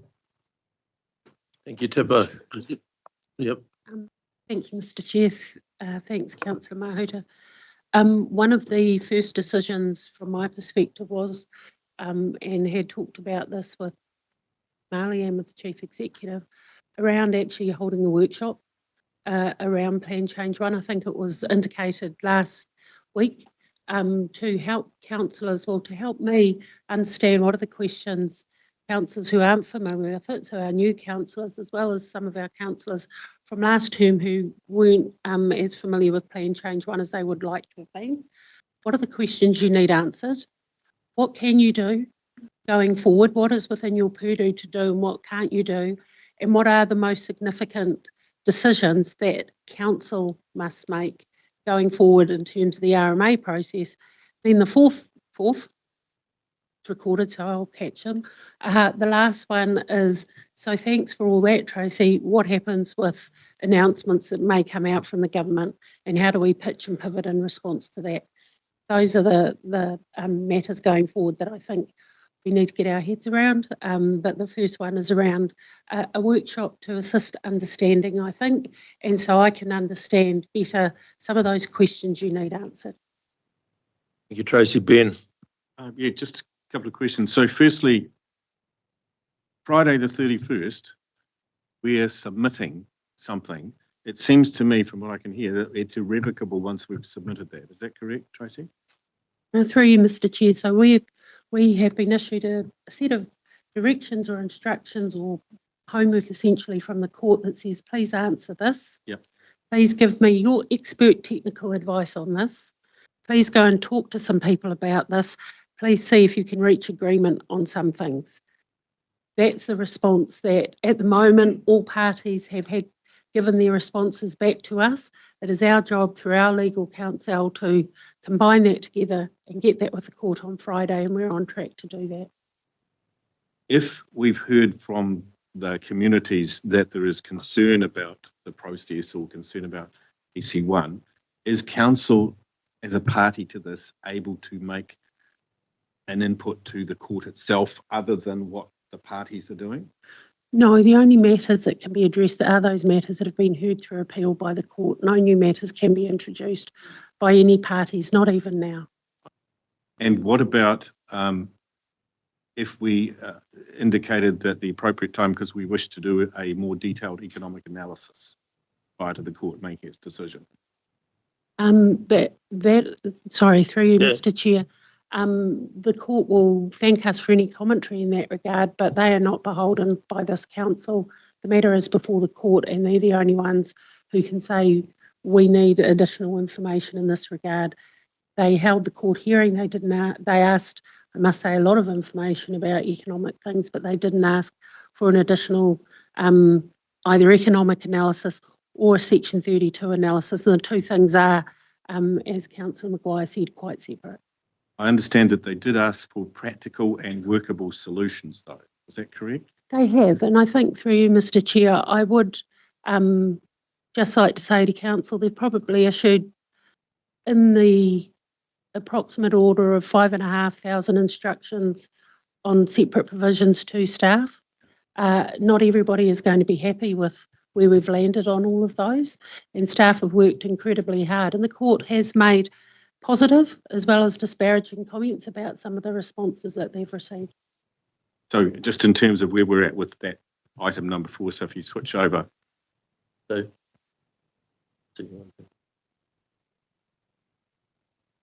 what Chris McClay is asking is, what is the rationale that we would propose if we indicated that we wanted to go away and do a more detailed economic analysis, would they give us an appropriate extension where they could make a decision about that? Through you, Mr Chair, I don't believe the court would, because that is a decision of this council to help the council respond to ultimately what will become a plan that the Environment Court will give to this council to implement. If we say to the court, we believe we need additional economic information, the court will say that's fine. We don't believe we need it because they haven't asked for it to date. But if the letter we're sending is an offer to the court could consider that, and they may feel that, well, the RMA is changing, we're not in a hurry, it would be useful if we had that, because that's certainly what we've heard from the community, is that they want to know what is the impact of this economically. And we don't know that yet, other than 2016 and some minor updates or party updates in 2023. So my suggestion would be that would be a possible reason that they may, and if they turn their figures, the thumbs down, then that's it. Thank you. Just through, Mr Chair. So I'm just trying to paraphrase that in my own mind. It's a suggestion that the reason might be that because the Waikato Regional Council would like to consider future further submissions on the economic impacts of Plan Change 1. I'd need to get Tracy's advice. Look, I have a question. For you, Mr Chair, I understand the concerns. I mean, I have those concerns as well. The process does not enable us to achieve that. The process does not enable us to influence the court in terms of their timing. By all means, a letter could be sent to the court with the rationale behind that, but there is nothing in the legal process that provides the court the opportunity to wait on a decision until we've undertaken that. That would require a complete relitigation of Plan Change 1 and potential re-notification, and I don't think anyone is wanting to do that. I think what's really important is that we need the decision from the court so he can understand what we need to model, so he can understand, hey, what are the parameters, what does it look like? That's really what we're focused on getting, and we know the court's decision is in itself going to be something that we're going to have to puddle through to try and understand. I'm finding it difficult to help councillors. I usually will come up with a solution, but I am really challenged just by the law, actually, in the legislative process. Thank you. Liz, did you still want? Can I get Liz a microphone, please? I actually just wanted to ask Kay the question, or someone to answer it. So perhaps I didn't hear correctly. I want to be sure. Did you insinuate or suggest that the Environment Court isn't happy with the Waikato Regional Council? That is correct. Okay, I would like to see the evidence of that. If there is if Environment Court have an issue with the Regional Council, surely we can ask for, as councillors, we can simply ask for a letter of, we need a level of understanding. What parts of it are you unhappy with? Is it, there could be a number of items, but I think we need to actually see the evidence of that, and then we can actually reply, and then I think we can make a plan. Tracy, I like a lot of what you're suggesting. I understand how difficult this process is, and I know, and I hear the frustration, but I think we have to finish the process. We actually have to wait for the outcome. We're not going to like it. We know we're going to have to deal with it. We're going to probably have to change it again, but we have to know, we have to wait for the outcome. I don't think there's a choice around that. We can't stop this. And I think the workshop, and for everyone to gain a really good understanding of legislatively where we are at, because I feel like there's not, I don't think there's that level of understanding around this room. I don't feel it. Mr Chair, if I can just respond, Council, the Environment Court in their responses in their formal minutes have made observations where they thought staff could do better. So I'm more than happy to provide that. What I would like to do is pour through the minutes and the interim decision, and also show you where the Environment Court thanked staff for the work. I would say yes, they did. They made a comment about where they thought staff could have been more constructive. That's on record. But it is, as I say, it is part of a wider context. And staff, and if I can just give councillors the comfort that Chris had a word with me about that, and we did talk to the team who are responding with the appellants. Thank you, Tracy. Chris. Thanks, Chair Warren. I'd like to just pick up on the point that Tipper made, which was a very good one, and that's the timeliness of bringing this to council.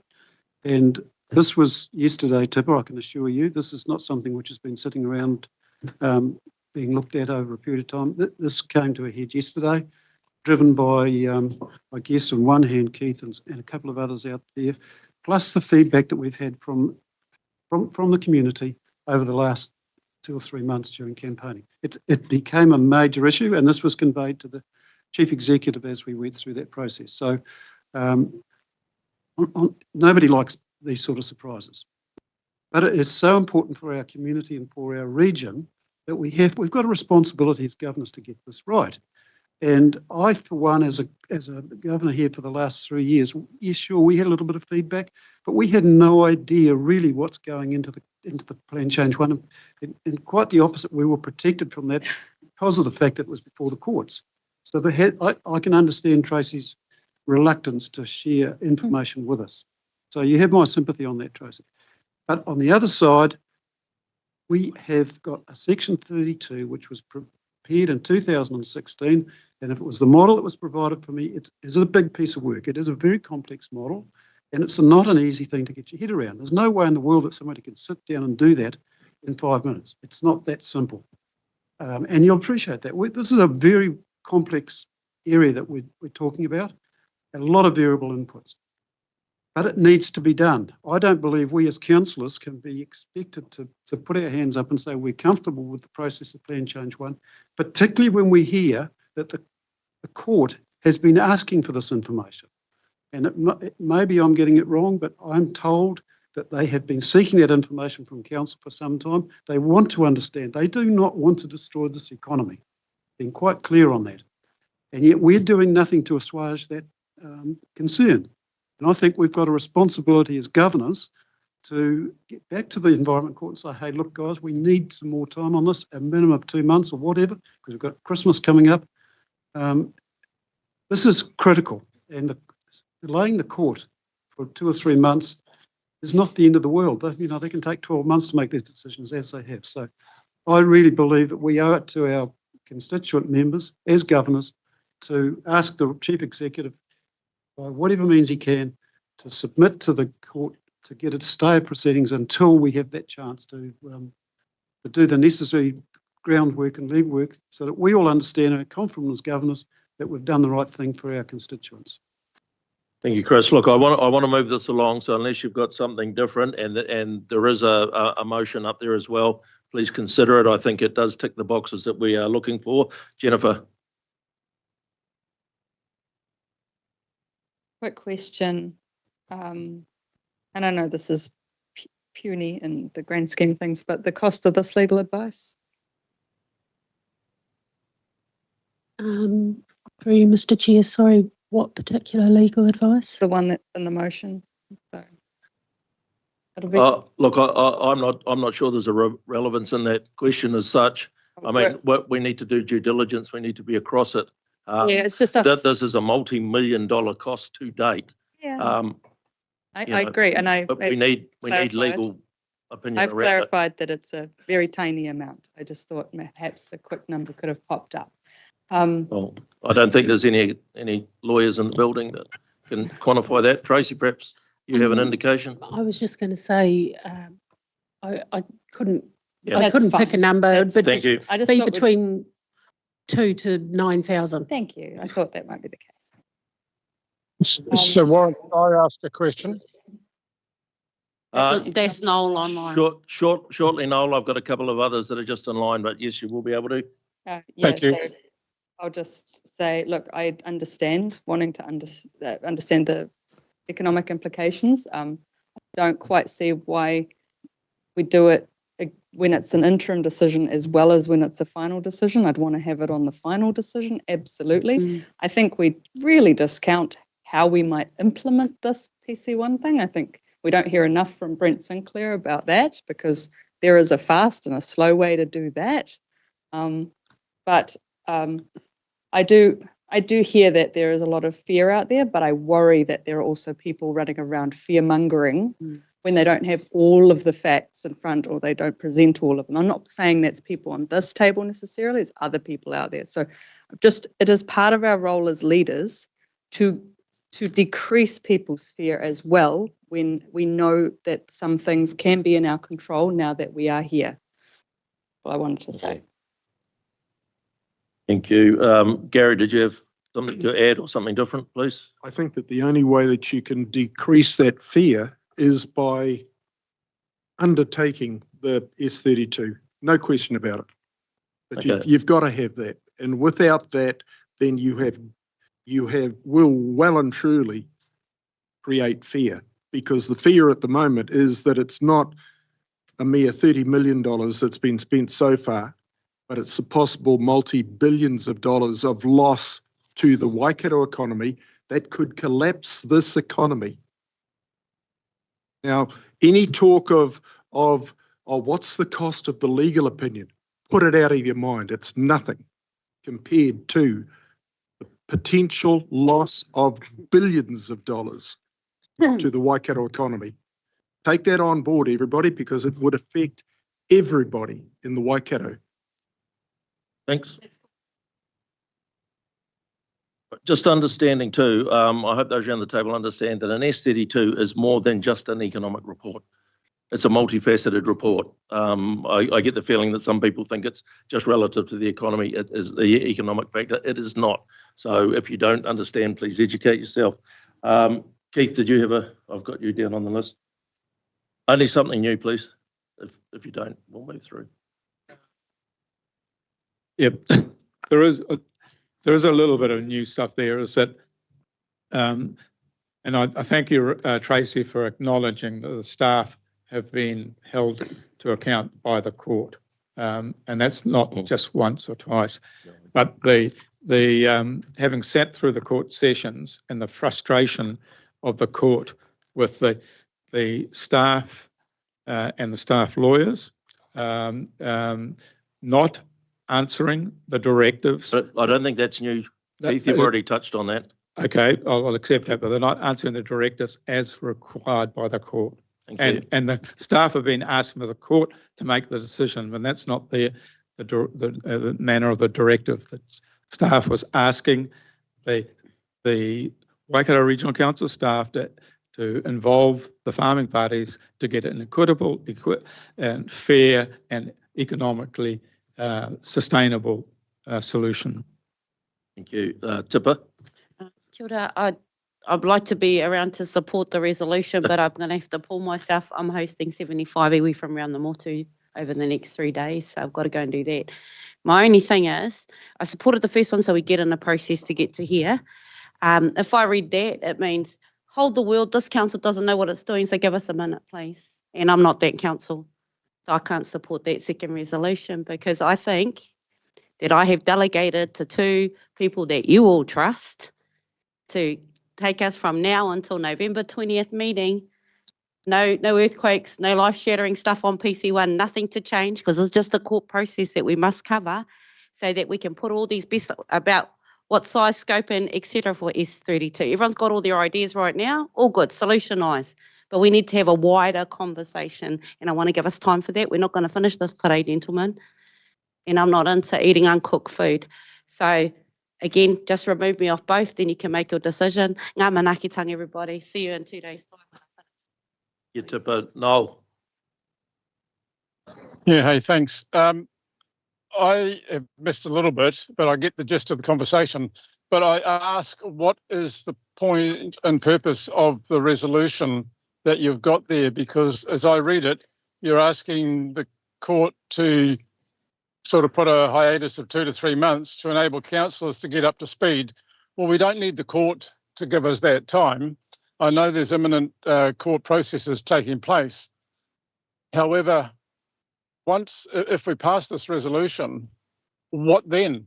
Because all this is getting us up to speed on where we're at, and some of us are at different stages already. And I just wonder what the purpose of this current resolution is, because, you know, are we going to ask the court there, and if we don't like something, or if we like something, or we're going to go back to the court?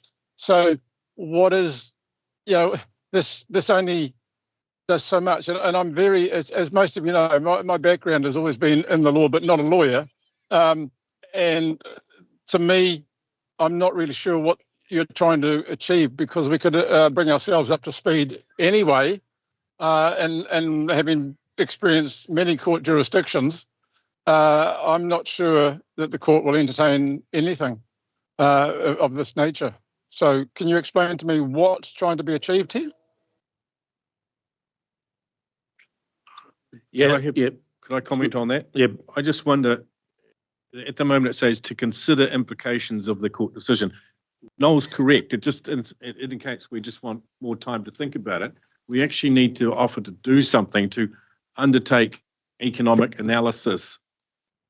Or you know, we need to provide them with an action that's going to give them a resolution in 3 months' time if they wait for us, rather than just us considering. So Chris was asking about wording.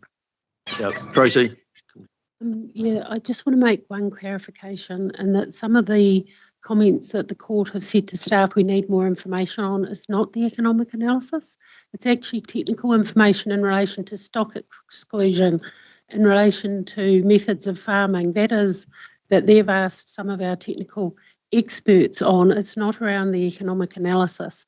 That is something that they're very mindful of when we get a final decision, that there's actually no requirement in law that we must do another economic analysis. That is something that we should be doing. Section 32 only applies at a point in time prior to and at notification of the plan. There is no requirement for us to do that once we've got the decision of the court.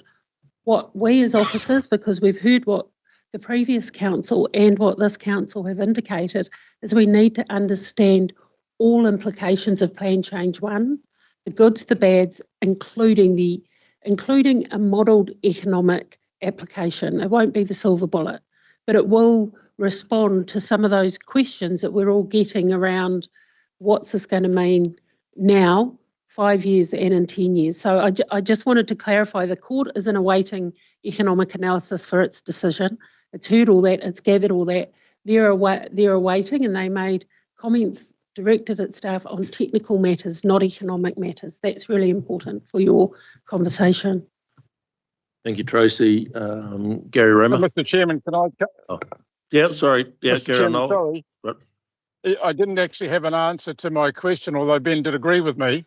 The issue then is, I think we're trying to do too much. Excuse the noise in the background. I'm just waiting for a cricket game to finish.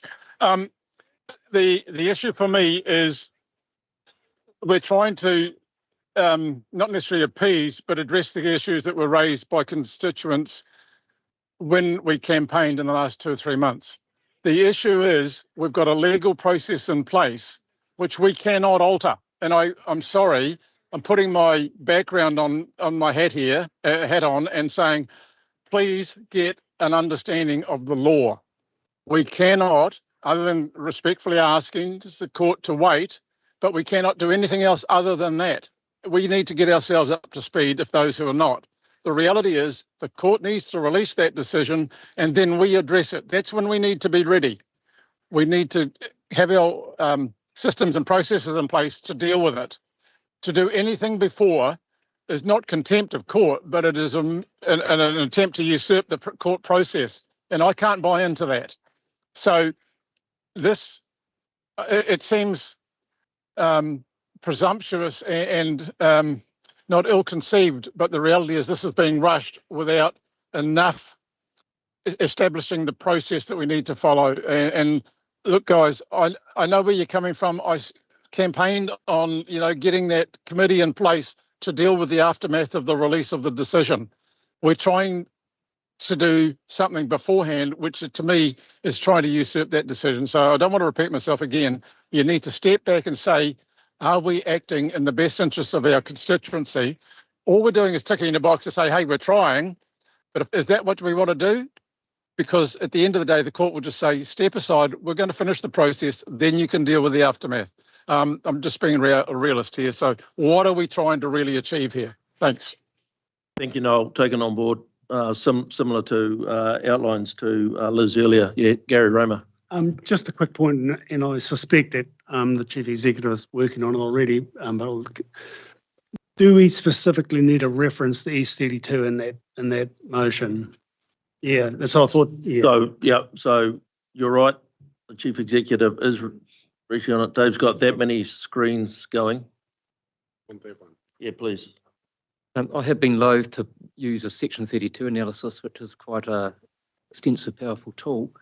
But I think what I've heard is an economic impact analysis is what people have been really, those who have been raising it. I think that's what I've been hearing. Yes, Chris, I agree with you, but like Warren's already indicated, that it's actually broader than that as well anyway. So yes, the economic impact for me is fundamental, but we could actually go deeper and wider. Could I just comment on that? Section 32 will take an enormous amount of time and energy and expense, and economic impact may give the court something that it doesn't have yet, that it can choose to accept or not accept. I think to me this is a fairly good, everyone can see what I can see, first step. Totally agree with the workshop. It was something we indicated to get up to speed and also be better prepared over this issue. We've now spent quite an amount of time on it, going around, and I think it's the evidence gathering and everything else, the hearsay that has been heard around the hustings and that sort of thing, and just bringing everything together. So to me, this is a fairly reasonable step to take to the court or instruct the Chief Executive in the meantime, while we get better prepared over the next couple of weeks. But Gary's finished. Is it, Liz? Yeah, look, I think that's a reasonable question to ask the court. Whether they accept that or not, we have to be prepared for a yes or a no. If it's something they're not prepared to accept, then hopefully we'll all be up to speed about. And Tracy, I like what you said. We really do need some suggestions of where to from here. We need options. What can we influence? What can't we influence? Because we need, we need some assurance. But I'd like to also make sure through the chair that we do get that evidence around the court not happy with some of the, information that we might have prepared or provided in the past. I'd like to get up to speed with clarity that. around that. Yeah, thank you. Liz. Gary? The arguments that have been put to us here today on whether we can do things or not is based on the RMA is at the moment. And if that's the legislation and that's the basis of the arguments that Tracy's been putting to us, then equally the argument is there to use the S32, which is black and white in the RMA. And if it needs to be the sledgehammer to break the nut, compared with ignoring it and being walked over, then I'd take the sledgehammer. So the court has had an S32. What you're asking for is a complete update. So I'll just go to Tracy around the time frame that would require, even if the court allowed us to go back through that process. So we haven't established to start with. The court hasn't been asked. We haven't established. They haven't asked for any updates, as Tracy's indicated. I'm just, as Ben indicated, that's a hell of a lot of work for the whole S32. Chris indicated an economic impact potential report, but Tracy, I'm sure you're well aware of what it took the first time around. Thank you, Mr. Chair. I am well aware of it, and it is a significant undertaking. A Section 32 analysis and a Section 32 capital A analysis, there's two bits of legislation that address it, are specifically in relation to the notification of a plan and its objectives and policies. Are they the most effective objectives and policies to achieve the purpose of the plan and the purpose of the RMA? That is an undertaking. It's also is the process you went through to notify the plan. What the words that the Chief Executive has used, that's all planner speak. What you want to know is the rubber that hits the ground when we get this thing from the court, what's the cost implications going to look like? That is an economic analysis. That is an economic impact analysis, both the positive and the negatives. That is separate to the Section 32. That's not just related. That's not justification for your objectives and policies. It's saying this is the objectives and policies we've got. Here's the rules. What do these mean for our landowners and our farmers? That's an economic analysis. And that is what I believe councillors require. The Section 32 gets you to, okay, now we can notify the plan. We did that in 2016. What we're saying is, what are the implications of this across the entire region? Because remember, it will be our urban landowners, our rural landowners and everybody. That's an economic analysis.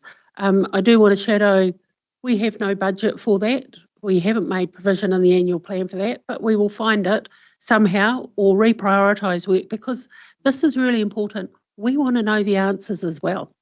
You know, I just, Section 32 is a really important part of the planning process, but what we're talking about here is not part of the planning process, it's part of the implementation.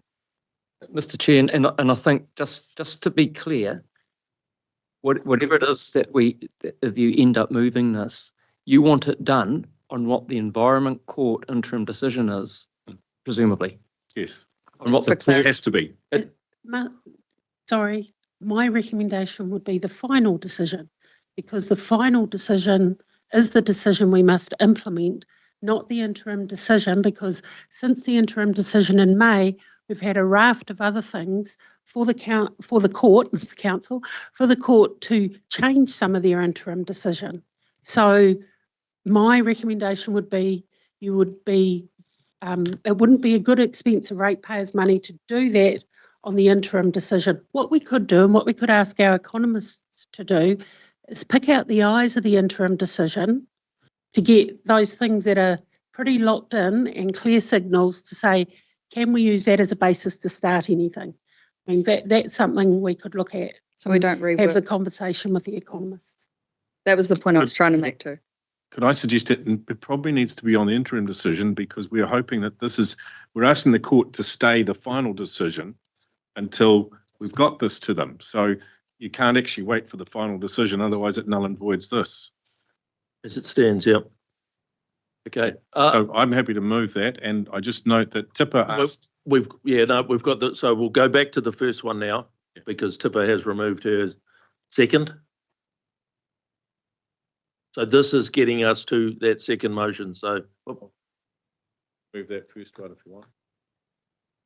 So you're happy to move the first one? And we have a seconder in Chris Hughes. You're happy to leave that there? Yep. All those in favour? Aye. Opposed? So carried. Moving on to part two. And I just want to quantify this as an indication on this PC1 deep dive workshop, and when we can slot that into our calendars. So, okay, we've got a date. Just so you're aware, it's not part of the motion, but except the next decision is on the 19th of November, so it's only 2 days prior to. So I wonder if it could come sooner, so we're all up to speed on PC1.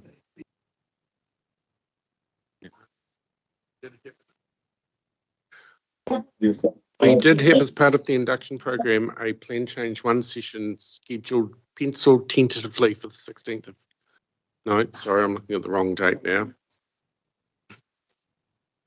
It's right in front of me and now I can't see it. Someone might have to work Sunday to get it done in time. 17th of November is when we had a session planned for you, obviously pending some work with the chair and so forth. I wondered if we could hold it on the day when we've got the Institute of Directors and shift that to later. No, look. Let's work around that. So there is a workshop. We understand what needs to be in it. We'll see if we can get an earlier alternative date. So now moving to the motion. that the council directs the chief executive to instruct council's legal counsel to seek a 2 to 3 month extension to enable the economic impact assessment to be prepared for the Environment Court to consider. Liz. So just to be clear, the Yep. paper that we had received earlier, 1, 2 and 3 is now off the table. Yes, and yep. the only resolution we're voting on is what's up on the Yes, board. thank you for that clarity. Apologies. Yes. Ben, I'm happy to move. we have a mover in Councillor Dunbar-Smith. Do we have a seconder? Thank you, Councillor Maguire. All those in favour? Opposed? So carried. Thank you, councillors. Again, I apologise for the messiness of that item, and we will be well prepared going further. So what I will do, that was the last item as we had on the agenda. I'm not going to offer brief closing reflections and thanks, although thank you very much for all attending. Did you want to say something, Noel? No, that's his daughter in cricket in the background. So I will now come to. Sorry, can we have that workshop before the 13th, please, if possible? I appreciate it if you can't. Then yeah, but I would like to be involved in that PC1 discussion. Thank you. So noted. Thanks, Noel. I will now come to the chair to close us with a karakia. Oh, I'm the chair. No, sorry. It's been a long day. The CE. Oh, yeah. Yeah, you're right. Thank you, councillors. Unahia mai te uru tapanui, te wātia, kia mama, te nākau, te tinana, te hinanaru. E te ara takatu, koe rā e rongo, e whakaaria aki ke ronga, kia tina, homiei, huiei, tai kie. Thank you, Chris. I'd just like to note that members and their families and supporters and supporting staff are invited to a few drinks and nibbles upstairs in the cafeteria. In that space, thank you for being here for this long in the day. Hopefully a number of you and your families and supporters can join us upstairs. Meeting closed at 5:38.